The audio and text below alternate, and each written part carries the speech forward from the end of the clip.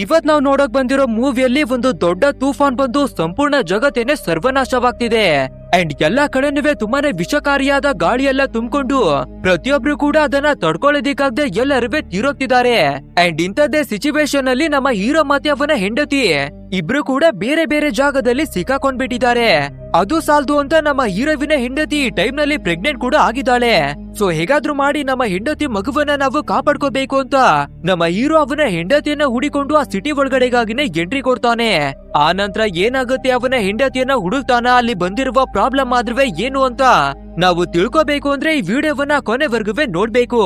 ಅಂದಾಗೆ ಮೂವಿಯ ಹೆಸರು ಬಂದು ಹೌ ಇಟ್ ಎಂಡ್ಸ್ ಅಂತ. ಸೊ ವಿಡಿಯೋ ಮಾತ್ರ ನೆಕ್ಸ್ಟ್ ಲೆವೆಲ್ ಅಲ್ಲಿ ಸಖತ್ತಾಗಿದೆ. ಸೊ ಸ್ಕಿಪ್ ಅನ್ನ ಮಾಡದೆ ಕೊನೆವರೆಗೂ ನೋಡಿ. ಅಂಡ್ ನೀವಿನ್ನ ನಮ್ಮ ಚಾನೆಲ್ ನ ಸಬ್ಸ್ಕ್ರೈಬ್ ಮಾಡ್ಕೊಂಡಿಲ್ಲ ಅಂದ್ರೆ ಫಟಾಫಟ್ ಅಂತ ಸಬ್ಸ್ಕ್ರೈಬ್ ಮಾಡ್ಕೊಳ್ಳಿ. ಸರಿ ಓಕೆ, ಇನ್ನು ತಡವನ್ನ ಮಾಡದೆ ಇವತ್ತಿನ ವಿಡಿಯೋ ಒಳಗಡೆಗೆ ಎಂಟ್ರಿಯನ್ನ ಕೊಡೋಣ. ಓಪನಿಂಗ್ ಸೀನ್ ನಲ್ಲಿ ವಿಲ್ಲನ್ ನಮ್ಮ ಹೀರೋವನ್ನ ತೋರಿಸ್ತಾರೆ. ಆಕ್ಚುಲ್ ಆಗಿ ಹೇಳ್ಬೇಕು ಅಂದ್ರೆ ಈ ಸಿಟಿ ಒಳಗಡೆ ಯಾವ್ದೋ ಒಂದು ಮಹಾಮಾರಿನೇ ಬಂದು ಎಲ್ಲಾ ಕಡೆಯ ವಾತಾವರಣ ಸಂಪೂರ್ಣವಾಗಿನೇ ಹಾಳಾಗ್ಬಿಟ್ಟಿದೆ.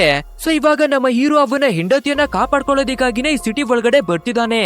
ಆ ರೀತಿ ಬಂದು ನೋಡ್ಬೇಕಾದ್ರೆ ಈ ಸಿಟಿ ಒಳಗಡೆ ಒಂದೇ ಒಂದು ವ್ಯಕ್ತಿ ಕೂಡ ಕಾಣಿಸ್ತಾನೆ ಇಲ್ಲ.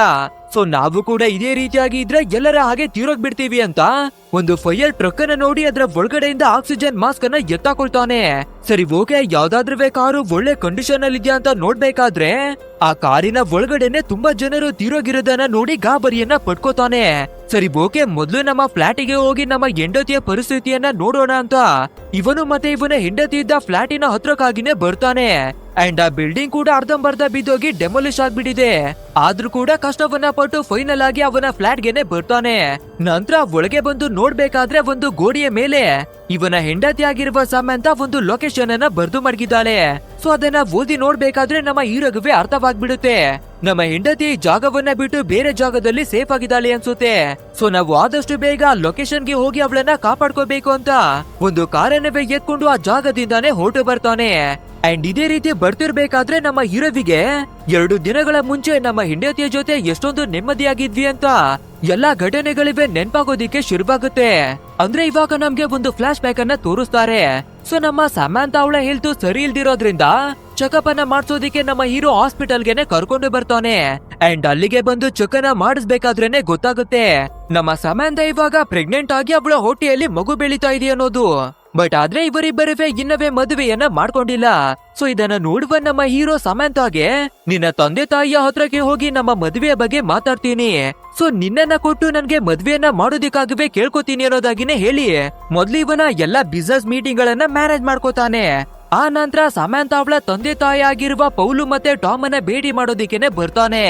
ಅಂಡ್ ಅದೇ ರೀತಿ ಅವರ ಹತ್ರ ಬಂದು ನಿಮ್ಮ ಮಗಳನ್ನ ಮದ್ವೆ ಮಾಡ್ಕೋತೀನಿ ಅನ್ನೋದಾಗಿ ಕೇಳ್ಬೇಕಾದ್ರೆ ಯಾವ್ದೇ ಫಾದರ್ ಆದ್ರೂ ಕೂಡ ಅಷ್ಟೊಂದು ಸಿಂಪಲ್ ಆಗಿ ಬೊಕ್ಕೋತಾರ. ಸೊ ಇವ್ರು ಕೂಡ ಸ್ವಲ್ಪ ಗರಂ ಆಗಿ, ನೋಡು ನಿಜವಾಗ್ಲೂ ನಿನ್ಗೆ ಬೇಕಾಗಿರೋದಾದ್ರೂ ಏನು, ಒಂದ್ ವೇಳೆ ನಮ್ಮ ಮಗಳನ್ನ ಮದ್ವೆ ಮಾಡಿಕೊಟ್ರೆ ಫ್ಯೂಚರ್ ನಲ್ಲಿ ದೂರವಾಗ್ಬಿಟ್ರೆ ನಾವು ಕೊಡುವ ಹಣ ಆಸೆ ಎಲ್ಲವನ್ನ ನೀನೇನೆ ಮಾಡಿಕೋತ್ಯಾ, ಇಲ್ಲ ನಮ್ಮ ಮಗಳಿಗೆನೆ ವಾಪಸ್ಸು ಕೊಡ್ತೀಯ ಅನ್ನೋದಾಗಿ ತುಂಬಾನೇ ಕ್ವಶನ್ ಗಳನ್ನ ಕೇಳ್ತಾರೆ. ಅಂಡ್ ಇದನ್ನ ಕೇಳುವ ನಮ್ಮ ಹೀರೋಗಂತೂ, ಸರ್ ನಿಮ್ಮ ಮಗಳನ್ನ ಮದ್ವೆ ಆಗ್ತಿರೋದು ಆಸ್ತಿ ಅಥವಾ ಹಣಕ್ಕಾಗಿ ಅಲ್ಲ, ಆಕ್ಚುಲ್ ಆಗಿ ಹೇಳ್ಬೇಕು ಅಂದ್ರೆ ನಾನು ಒಂದು ದೊಡ್ಡ ಕೆಲಸವನ್ನೇ ಮಾಡಿ ಬರ್ತಿದ್ದೀನಿ. ಅಂಡ್ ಅದ್ರಿಂದ ಎಷ್ಟು ಹಣ ನನ್ಗೆ ಬರ್ತಿದ್ಯೋ ಅದ್ರಲ್ಲಿ ನೆಮ್ಮದಿಯಾಗಿ ನಮ್ಮ ಜೀವನವನ್ನ ಸಾಗಿಸಬಹುದು ಅನ್ನೋದಾಗಿ ನಮ್ಮ ಹೀರೋ ಎಲ್ಲವನ್ನ ಹೇಳ್ಕೋಬೇಕಾದ್ರೂ ಕೂಡ ಈ ಟಾಮ್ಗೆ ನಂಬಿಕೆನೆ ಬರ್ತಿಲ್ಲ. ಸೊ ಇದೇ ವಿಷಯವನ್ನ ಇಟ್ಟು ಇಬ್ರ ನಡುವೆ ವಾದ ನಡೆಯೋದಿಕ್ಕೆ ಶುರುವಾಗ್ಬಿಡುತ್ತೆ. ಇದನ್ನ ನೋಡುವ ಪೌಲ ಮಧ್ಯಕ್ಕಾಗಿನೇ ಬಂದು ಇವ್ರನ್ನ ತೊಡೆಯೋದಿಕ್ಕಾಗಿನೇ ನೋಡ್ತಾಳೆ. ಆದ್ರೆ ಇಬ್ರು ಕೂಡ ಜಗಳವಾಡುವ ಮಟ್ಟಿಗೆನೆ ವಾದವನ್ನ ಮಾಡ್ತಿರ್ತಾರೆ. ಸೊ ಬೇರೆ ದಾರಿ ಇಲ್ದೆ ಇವಾಗ ಕತ್ತಲೆ ಆಗ್ಬಿಟ್ಟಿದೆ, ನಿನ್ನ ಮನೆಗೆ ವಾಪಸ್ ಹೋಗು ಅನ್ನೋದಾಗಿನೇ ನಮ್ಮ ಹೀರೋವನ್ನ ಕಳಿಸ್ಬೇಕಾಗುತ್ತೆ. ಸೊ ನಮ್ಮ ಹೀರೋ ಕೂಡ ಹತ್ರದಲ್ಲಿರುವ ಒಂದು ಹೋಟೆಲ್ ನಲ್ಲೇ ಬಂದು ಸ್ಟೇ ಆಗ್ತಾನೆ. ಅಂಡ್ ನೆಕ್ಸ್ಟ್ ಡೇ ಮಾರ್ನಿಂಗ್ ಆಗ್ಬೇಕಾದ್ರೆ ನಮ್ಮ ಸಮಂತಾನೆ ವಿಡಿಯೋ ಕಾಲ್ ಅನ್ನ ಮಾಡ್ತಾಳೆ. ಸೊ ಇವನಿಗೆ ಕೂಡ ಎಚ್ಚರಿಯಾಗಿ ಟೈಮ್ ಅನ್ನ ನೋಡ್ಬೇಕಾದ್ರೆ, ಅರೆ ನಾವು ವಾಪಸ್ಸು ನಮ್ಮ ಸಿಟಿಗಾಗಿನೇ ಹೋಗ್ಬೇಕಿತ್ತು, ಸೊ ಅದಕ್ಕಾಗಿ ಇರುವ ಫ್ಲೈಟ್ ಅನ್ನ ನಾವು ಮಿಸ್ ಮಾಡ್ಕೊಂಡ್ಬಿಟ್ಟಿದೀವಿ ಅನ್ನೋದು ಗೊತ್ತಾಗುತ್ತೆ. ಅಂಡ್ ಇವಾಗ ಕಾಲ್ ನಲ್ಲಿ ಸಮಂತ ಕೂಡ ನನ್ನ ತಂದೆ ತಾಯಿಯನ್ನ ಭೇಟಿ ಮಾಡೋದಕ್ಕೆ ಹೋಗಿದ್ದೆ ಅಲ್ವಾ, ಸೊ ಅವ್ರು ಏನನ್ನ ಅಂದ್ರು ಒಪ್ಕೊಂಡ್ರ ಅನ್ನೋದಾಗಿ ಕ್ವಶನ್ ಗಳನ್ನ ಕೇಳ್ತಿರ್ತಾಳೆ. ಬಟ್ ಆದ್ರೆ ಸಡನ್ ಆಗಿ ಸಮಂತ ಅವಳ ಮನೆಯಲ್ಲಿ ಲೈಟ್ ಫ್ಲಿಕರ್ ಆಗ್ತಿರುತ್ತೆ. ಅಂಡ್ ಅವಳ ವಿಡಿಯೋ ಕಾಲ್ ಕೂಡ ಸಡನ್ ಆಗಿ ಬ್ಲರ್ ಆಗೋದಿಕ್ಕೆ ಶುರುವಾಗುತ್ತೆ. ಆ ನಂತರ ಅವಳ ಕಾಲ್ ಕೂಡ ಕಟ್ ಆಗ್ಬಿಡುತ್ತೆ. ಅಷ್ಟೇ ಇದನ್ನ ನೋಡಿ ಟೆನ್ಷನ್ ಆಗುವ ನಮ್ಮ ಹೀರೋ ಮತ್ತೆ ಮತ್ತೆ ಕಾಲ್ ಅನ್ನ ಟ್ರೈ ಮಾಡ್ತಾನೆ. ಆದ್ರೆ ಎಷ್ಟೇ ಟ್ರೈ ಅನ್ನ ಮಾಡಿದ್ರೆ ಕೂಡ ಕಾಲ್ ಅನ್ನ ಪಿಕ್ ಮಾಡ್ತಿಲ್ಲ. ಸೊ ಇನ್ನು ನಾವು ತಡವನ್ನ ಮಾಡ್ಬಾರ್ದು, ನಮ್ಮ ಗರ್ಲ್ ಫ್ರೆಂಡ್ ನ ಹತ್ರಕ್ಕಾಗಿನೇ ಹೋಗ್ಬಿಡ್ಬೇಕು ಅಂತ ಏರ್ಪೋರ್ಟಿಗೆ ಬಂದು ನಮ್ಮ ಫ್ಲೈಟ್ ಏನಾದ್ರೂ ಇದೆಯಾ ಅಂತ ಚೊಕ್ಕನ ಮಾಡಿ ನೋಡ್ಬೇಕಾದ್ರೆ ಎಲ್ಲಾ ಫ್ಲೈಟ್ ಗಳನ್ನೂ ಕ್ಯಾನ್ಸಲ್ ಅನ್ನ ಮಾಡ್ಬಿಟ್ಟಿದಾರಂತೆ. ಯಾಕಂದ್ರೆ ಕ್ಯಾಲಿಫೋರ್ನಿಯಾದಲ್ಲಿ ಒಂದು ದೊಡ್ಡದಾದ ಭಯಂಕರವಾದ ಭೂಕಂಪನೆ ಬಂದ್ಬಿಟ್ಟಿದೆ. ಸೊ ಅದರ ಕಾರಣದಿಂದಾನೇ ಎಲ್ಲಾ ಫ್ಲೈಟ್ ಅನ್ನ ಕ್ಯಾನ್ಸಲ್ ಮಾಡಿದೀವಿ ಅನ್ನೋದಾಗಿ ಹೇಳ್ತಿದ್ದಾರೆ. ಸೊ ಎಲ್ಲಾ ವಿಷಯವನ್ನ ನ್ಯೂಸಿನಲ್ಲಿ ನೋಡ್ತಿರ್ಬೇಕಾದ್ರೆ ಈ ಏರ್ಪೋರ್ಟ್ ನಲ್ಲಿ ಕೂಡ ಎಲ್ಲಾ ಸಿಗ್ನಲ್ ಗಳಿವೆ ಕಟ್ ಆಗ್ಬಿಡುತ್ತೆ. ಅಂಡ್ ಇಲ್ಲಿರುವ ಎಲೆಕ್ಟ್ರಿಸಿಟಿ ಕೂಡ ಶಟ್ ಡೌನ್ ಆಗ್ಬಿಡ್ತಿದೆ. ಸೊ ಇನ್ನು ನಾವು ತಡವನ್ನ ಮಾಡ್ಲೇಬಾರ್ದು ಅಂತ ಒಂದು ಟ್ಯಾಕ್ಸಿಯನ್ನ ಹುಡ್ಕೋದಿಕ್ಕಾಗಿ ನೋಡ್ತಾನೆ. ಬಟ್ ಆದ್ರೆ ಈ ಸಿಚುವೇಶನ್ ಅಲ್ಲಿ ಯಾವುದೇ ಟ್ಯಾಕ್ಸಿ ಅವರು ಬರ್ತಿಲ್ಲ, ಯಾರನ್ನುವೇ ಬರ್ತಾನೆ ಇಲ್ಲ. ಆದ್ರೂ ಕೂಡ ನಮ್ಮ ಹೀರೋ ಸ್ವಲ್ಪ ಹೆಚ್ಚು ಹಣವನ್ನ ಕೊಡ್ಬೇಕಾದ್ರೆ ಒಬ್ಬ ಟ್ಯಾಕ್ಸಿಯನ್ನು ಬರೋದಕ್ಕಾಗಿ ಒಪ್ಕೊಂಡು ನಮ್ಮ ಹೀರೋವನ್ನ ಕರ್ಕೊಂಡು ಬರ್ತಾನೆ. ಅಂಡ್ ಇವಾಗ ನಮ್ಮ ಹೀರೋ ಕೂಡ ಸೀದಾ ಹೊರಟು ಸಮಂತಾ ಅವಳ ತಂದೆ ತಾಯಿಯನ್ನೇ ವಾಪಸ್ ಬಂದು ಭೇಟಿ ಮಾಡ್ತಾನೆ. ಅಂಡ್ ಇವಾಗ ನಡೆದಿರುವ ಎಲ್ಲಾ ಘಟನೆಯನ್ನೇ ಪೂರ್ತಿಯಾಗಿನೇ ವಿವರಿಸ್ತಾನೆ. ಅದು ಅಲ್ಲದೆ ಈ ಟಾಮು ಕಿಟಕಿಯಿಂದ ಹೊರಗಡೆ ನೋಡ್ಬೇಕಾದ್ರೆ ಎರಡು ದೊಡ್ಡ ದೊಡ್ಡ ಫ್ಲೈಯಿಂಗ್ ಜೆಟ್ಗಳಿವೆ ಕೂಡ ಹಾರಾಡ್ತಾ ಇದೆ. ಅಂದ್ರೆ ಸಿಚುವೇಶನ್ ನಿಜಕ್ಕವೇ ನಮ್ಮ ಕಂಟ್ರೋಲ್ ಅನ್ನ ಮೀರಿ ಹೋಗ್ತಿದೆ ಅನ್ಸುತ್ತೆ. ಸೊ ಆದಷ್ಟು ಬೇಗ ನಮ್ಮ ಮಗಳನ್ನ ನಾವು ಸೇಫ್ ಅನ್ನ ಮಾಡ್ಕೋಬೇಕು ಅಂತ ಪೌಲ್ ಅವಳನ್ನ ಫ್ರೆಂಡಿನ ಮನೆಗೆ ಹೋಗೋದಿಕ್ಕಾಗಿ ಕಳಿಸ್ತಾನೆ. ಅಂಡ್ ಇವಾಗ ಈ ಟಾಮು ನಮ್ಮ ಹೀರೋವಿನ ಜೊತೆಯಾಗಿನೇ ಸೇರ್ಕೊಂಡು ಸಮಂತಾ ಅವಳನ್ನ ಕಾಪಾಡೋದಕ್ಕಾಗಿ ಇಬ್ಬರನ್ನುವೆ ಹೊರಟು ಬರ್ತಾರೆ. ಸೊ ಅದೇ ರೀತಿ ಇವರ ಕಾರನ್ನ ಎತ್ತಿ ಟ್ರಾವೆಲ್ ಅನ್ನ ಮಾಡ್ಕೊಂಡು ಬರ್ತಿರ್ಬೇಕಾದ್ರೆ ಇಂತಹ ಒಂದು ದೊಡ್ಡ ಸಿಚುವೇಶನ್ ಆಗಿರೋದ್ರಿಂದ ಎಲ್ಲ ಕಡೆನೂ ಟ್ರಾಫಿಕ್ ಜಾಸ್ತಿ ಆಗ್ಬಿಟ್ಟಿದೆ.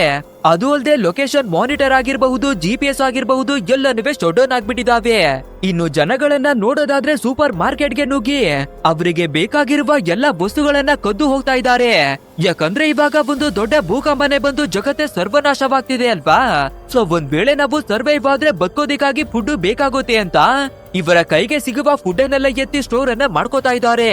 ನಂತರ ನಮ್ಮ ಹೀರೋ ನಾವು ತುಂಬಾನೇ ದೂರವಾಗಿ ಟ್ರಾವೆಲ್ ಅನ್ನ ಮಾಡ್ತಿದೀವಿ. ಸೊ ದಾರಿ ಮಧ್ಯದಲ್ಲಿ ಫ್ಯೂಲ್ ಖಾಲಿ ಆಗ್ಬಾರ್ದು ಅಂತ ಪೆಟ್ರೋಲ್ ಅನ್ನ ಫಿಲ್ ಮಾಡ್ಕೊಳ್ಳೋದಿಕ್ಕೇನೆ ಬರ್ತಾರೆ. ಅಂಡ್ ಅದೇ ರೀತಿ ನಮ್ಮ ಹೀರೋ ಕೂಡ ಫ್ಯೂಲ್ ಅನ್ನ ಫಿಲ್ ಮಾಡ್ತಿರ್ಬೇಕಾದ್ರೆ ಟಾಮ್ ಕೂಡ ದಾರಿ ಮಧ್ಯದಲ್ಲಿ ನಮ್ಗೆ ತಿನ್ನೋದಿಕ್ಕಾಗಿ ಫುಡ್ ನ ಅವಶ್ಯಕತೆ ಬರಬಹುದು. ಸೊ ಅದಕ್ಕಾಗಿ ತಕ್ಕಿದ ಹಾಗೆ ಕೆಲವೊಂದಷ್ಟು ಫುಡ್ ಗಳನ್ನ ತಗೊಳ್ಳೋಣ ಅಂತ ಬಂದು ಇವರಿಗೆ ಬೇಕಾಗುವಷ್ಟು ಫುಡ್ ಅನ್ನ ಪರ್ಚೇಸ್ ಅನ್ನ ಮಾಡ್ಕೊಂಡು ಬರ್ತಾನೆ. ಸರಿ ಓಕೆ, ಇನ್ನು ಹೊರಡೋಣ ಅಂತ ಇಬ್ರು ಕೂಡ ಬರೋದಿಕ್ಕೆ ನೋಡ್ತಿರ್ಬೇಕಾದ್ರೆ ಕೆಲವೊಂದಷ್ಟು ಗೂಂಡಗಳು ಬಂದು ಇವರ ಕಾರನ್ನ ಕಿತ್ಕೊಳ್ಳೋದಕ್ಕಾಗಿನೇ ನೋಡ್ತಾರೆ. ಇದನ್ನ ನೋಡುವ ನಮ್ಮ ಟಾಮು, ಅರೆ ನಮ್ಮ ಕಾರಿನಲ್ಲಿ ಸ್ವಲ್ಪ ಹಣವನ್ನ ಮಡಗಿದೀವಿ, ಒಂದೇ ನಿಮಿಷ ಟೈಮ್ ಅನ್ನ ಕೊಡಿ, ಅದನ್ನ ತೆಗೆದು ನಿಮ್ಗೆ ಕೊಟ್ಬಿಡ್ತೀನಿ ಅನ್ನೋದಾಗಿನೇ ಬಂದು ಡಿಕ್ಕಿಯನ್ನ ಓಪನ್ ಮಾಡಿ ಹಣವನ್ನ ಕೊಡೋದಕ್ಕಾಗಿನೇ ನೋಡ್ತಾನೆ. ಸೊ ಆ ಗೂಂಡಗಳೇ ಕೂಡ ನಮ್ಗೆ ಹಣ ಸಿಗ್ತಾ ಇದೆ ಅಂತ ಎಕ್ಸೈಟ್ ಆಗಿನೇ ಕಾಯ್ತಿರ್ತಾರೆ. ಬಟ್ ಆದ್ರೆ ನಮ್ಮ ಟಾಮು ಹಣವನ್ನ ಕೊಡೋದ್ರ ಬದಲು ಅವನ ಹತ್ರ ಇರುವ ಗನ್ನನ್ನ ತೆಗೆದು ಆ ಎಲ್ಲಾ ಗೂಂಡಗಳನ್ನ ಹೆದರಿಸಿ ಆ ಜಾಗದಿಂದಾನೇ ಓಡಿಸ್ತಾನೆ. ನಂತರ ಸರಿ ಓಕೆ ಅಂತ ಇವರು ಟ್ರಾವೆಲ್ ಅನ್ನ ಮಾಡಿ ಬರ್ತಿರ್ಬೇಕಾದ್ರೆ ಹೈವೇನಲ್ಲಿ ಆರ್ಮಿ ಅವರೇನೆ ಒಂದು ಚೆಕ್ ಪಾಯಿಂಟ್ ಅನ್ನ ಮಡಗಿ ಎಲ್ಲರನ್ನುವೆ ಚೆಕಿಂಗ್ ಮಾಡ್ತಿದ್ದಾರೆ. ಸೊ ಇವಾಗ ನಮ್ಮ ಹೀರೋವಿನ ಕಾರನ್ನವೇ ಕೂಡ ಹಿಡ್ಕೊಂಡು ನೀವು ಮುಂದಕ್ಕೆ ಹೋಗೋ ಹಾಗಿಲ್ಲ, ರಿಟರ್ನ್ ಹೋಗ್ಬಿಡಿ ಅನ್ನೋದಾಗಿನೇ ಕೇಳ್ತಿರ್ತಾರೆ. ಬಟ್ ಆದ್ರೆ ನಮ್ಮ ಟಾಮು ನಮ್ಮ ಮಗಳನ್ನ ಕಾಪಾಡ್ಕೊಳ್ಳೇಬೇಕು ಅಂತ ದಯವಿಟ್ಟು ನಮ್ಮನ್ನ ಹೋಗೋದಿಕ್ಕಾಗಿ ಬಿಡಿ, ನನ್ನ ಮಗಳು ಯಾವ ಸಿಚುವೇಶನ್ ಅಲ್ಲಿ ಸಿಕ್ಕಾಕೊಂಡಿದ್ದಾಳೋ ಗೊತ್ತಿಲ್ಲ, ಸೊ ಅವಳನ್ನ ಕಾಪಾಡೋದಿಕ್ಕೆ ಬಿಡಿ ಅಂತ ತುಂಬಾನೇ ರಿಕ್ವೆಸ್ಟ್ ಅನ್ನ ಮಾಡಿ ಕೇಳ್ಬೇಕಾದ್ರೆ ಫೈನಲಿ ಆರ್ಮಿ ಅವರೇ ಕೂಡ ಒಳಗಡೆ ಹೋಗೋದಿಕ್ಕಾಗಿನೇ ಬಿಟ್ಟು ಕಳಿಸ್ತಾರೆ. ಅಂಡ್ ಅದೇ ರೀತಿ ನಮ್ಮ ಟೀಮ್ ನವರು ಕೂಡ ಟ್ರಾವೆಲ್ ಅನ್ನ ಮಾಡ್ಕೊಂಡೇನೆ ಬರ್ತಿರ್ತಾರೆ. ಸೊ ಇದೇ ರೀತಿ ಬರ್ತಿರ್ಬೇಕಾದ್ರೆ ಆರ್ಮಿಗೆ ರಿಲೇಟೆಡ್ ಆಗಿರುವ ಕೆಲವೊಂದಷ್ಟು ರೈಲ್ಗಳು ವೆಸ್ಟ್ನ ಕಡೆಗೆ ಟ್ರಾವೆಲ್ ಅನ್ನ ಮಾಡಿ ಹೋಗ್ತಿರುತ್ತೆ. ಕಂಡೀಷನ್ ನಿಜಕ್ಕೂ ನಮ್ಮ ಕಂಟ್ರೋಲ್ ಅನ್ನ ಮೀರಿ ಹೋಗ್ಬಿಟ್ಟಿದೆ ಅನ್ಸುತ್ತೆ. ನಮ್ಗೆ ಗೊತ್ತಿಲ್ದಿರುವ ಹಾಗೆ ಯಾವ್ದೋ ದೊಡ್ಡ ವಿಷಯನೇ ನಡೀತಾ ಇದೆ ಅನ್ನೋದಾಗಿ ತಿಳ್ಕೊತಾನೆ. ಸರಿ ಓಕೆ ಅಂತ ಇವ್ರು ಇದೇ ರೀತಿ ಟ್ರಾವೆಲ್ ಅನ್ನ ಮಾಡ್ಕೊಂಡು ಬರ್ಬೇಕಾದ್ರೆ ಕತ್ತಲೆ ಕೂಡ ಆಗುತ್ತೆ. ಆದ್ರೂ ಕೂಡ ನಾವು ಟ್ರಾವೆಲ್ ಅನ್ನ ಮಾಡಿ ಹೋಗ್ಲೇಬೇಕು ಅಂತ ಇವ್ರು ಬರ್ತಿರ್ಬೇಕಾದ್ರೆ ಒಂದು ಸಿಚುವೇಶನ್ ಅಲ್ಲಿ ಪೊಲೀಸ್ನವರು ನಮ್ಮ ಟೀಮ್ ಅವರನ್ನ ನಿಲ್ಲಿಸ್ತಾರೆ. ಬಟ್ ಆದ್ರೆ ನಮ್ಮ ಟಾಮ್ಗೆ ಅರ್ಥವಾಗ್ಬಿಡುತ್ತೆ ಅವರು ನಿಜವಾದ ಪೊಲೀಸ್ನವರಲ್ಲ, ಬದಲಾಗಿ ಗೂಂಡಾಗಳು ಪೊಲೀಸ್ ಅವರ ಕಾರನ್ನ ಕದ್ದು ಈ ಜಾಗದಲ್ಲಿ ಬಂದು ನಿಂತಿದ್ದಾರೆ ಅನ್ನೋದನ್ನ. ಅಂಡ್ ಇವಾಗ ಗೂಂಡಾ ಕೂಡ ಗನ್ನನ್ನ ತೆಗೆದು ನಮ್ಮ ಟೀಮ್ ಅವರ ಮೇಲೆ ಅಟ್ಯಾಕ್ ಮಾಡೋದಕ್ಕಾಗಿ ನೋಡ್ತಾನೆ. ಆದ್ರೆ ನಮ್ಮ ಟಾಮು ಅಷ್ಟೊಂದು ಸಿಂಪಲ್ ಆಗಿ ಸೋಲನ್ನ ಒಪ್ಕೊಳ್ಳಲ್ಲ ಅನ್ಸುತ್ತೆ. ಸೊ ಗಾಡಿಯನ್ನ ರಿವರ್ಸ್ ಅನ್ನ ತಗೊಂಡು ಆ ಗೂಂಡಾಗೇನೆ ಗುದ್ದೋದಿಕ್ಕಾಗಿ ನೋಡಿ ಸಿಗುವ ಗ್ಯಾಪಿನಲ್ಲಿ ಆ ಜಾಗದಿಂದಾನೇ ಎಸ್ಕೇಪ್ ಆಗಿ ಬಂದ್ಬಿಡ್ತಾನೆ. ಬಟ್ ಆದ್ರೆ ಆ ಗೂಂಡಾ ಕೂಡ ನಮ್ಮ ಟೀಮ್ ಅವರನ್ನ ಇಷ್ಟೊಂದು ಈಸಿಯಾಗಿ ಬಿಡಲ್ಲ ಅನ್ಸುತ್ತೆ. ಸೊ ಅವನು ಕೂಡ ಗಾಡಿಯನ್ನ ಎತ್ಕೊಂಡು ಇವ್ರನ್ನ ಫಾಲೋ ಮಾಡ್ಕೊಂಡೇನೆ ಬರ್ತಿರ್ತಾನೆ. ಆದ್ರಿಂದ ಇವಾಗ ನಾವು ಇಬ್ರು ಕೂಡ ಒಟ್ಟಾಗಿನೇ ಕೆಲ್ಸವನ್ನ ಮಾಡ್ಬೇಕು. ನೋಡು, ನಾನು ಕಾರನ್ನ ಹ್ಯಾಂಡಲ್ ಮಾಡ್ಕೋತೀನಿ, ನನ್ನ ಗನ್ನನ್ನ ತಗೊಂಡು ಅವನ ಕಥೆಯನ್ನ ಮುಗಿಸೋದಿಕ್ಕೆ ಟ್ರೈ ಅನ್ನ ಮಾಡು ಅಂತ ನಮ್ಮ ಹೀರೋವಿಗೆನೆ ಹೇಳ್ತಾನೆ.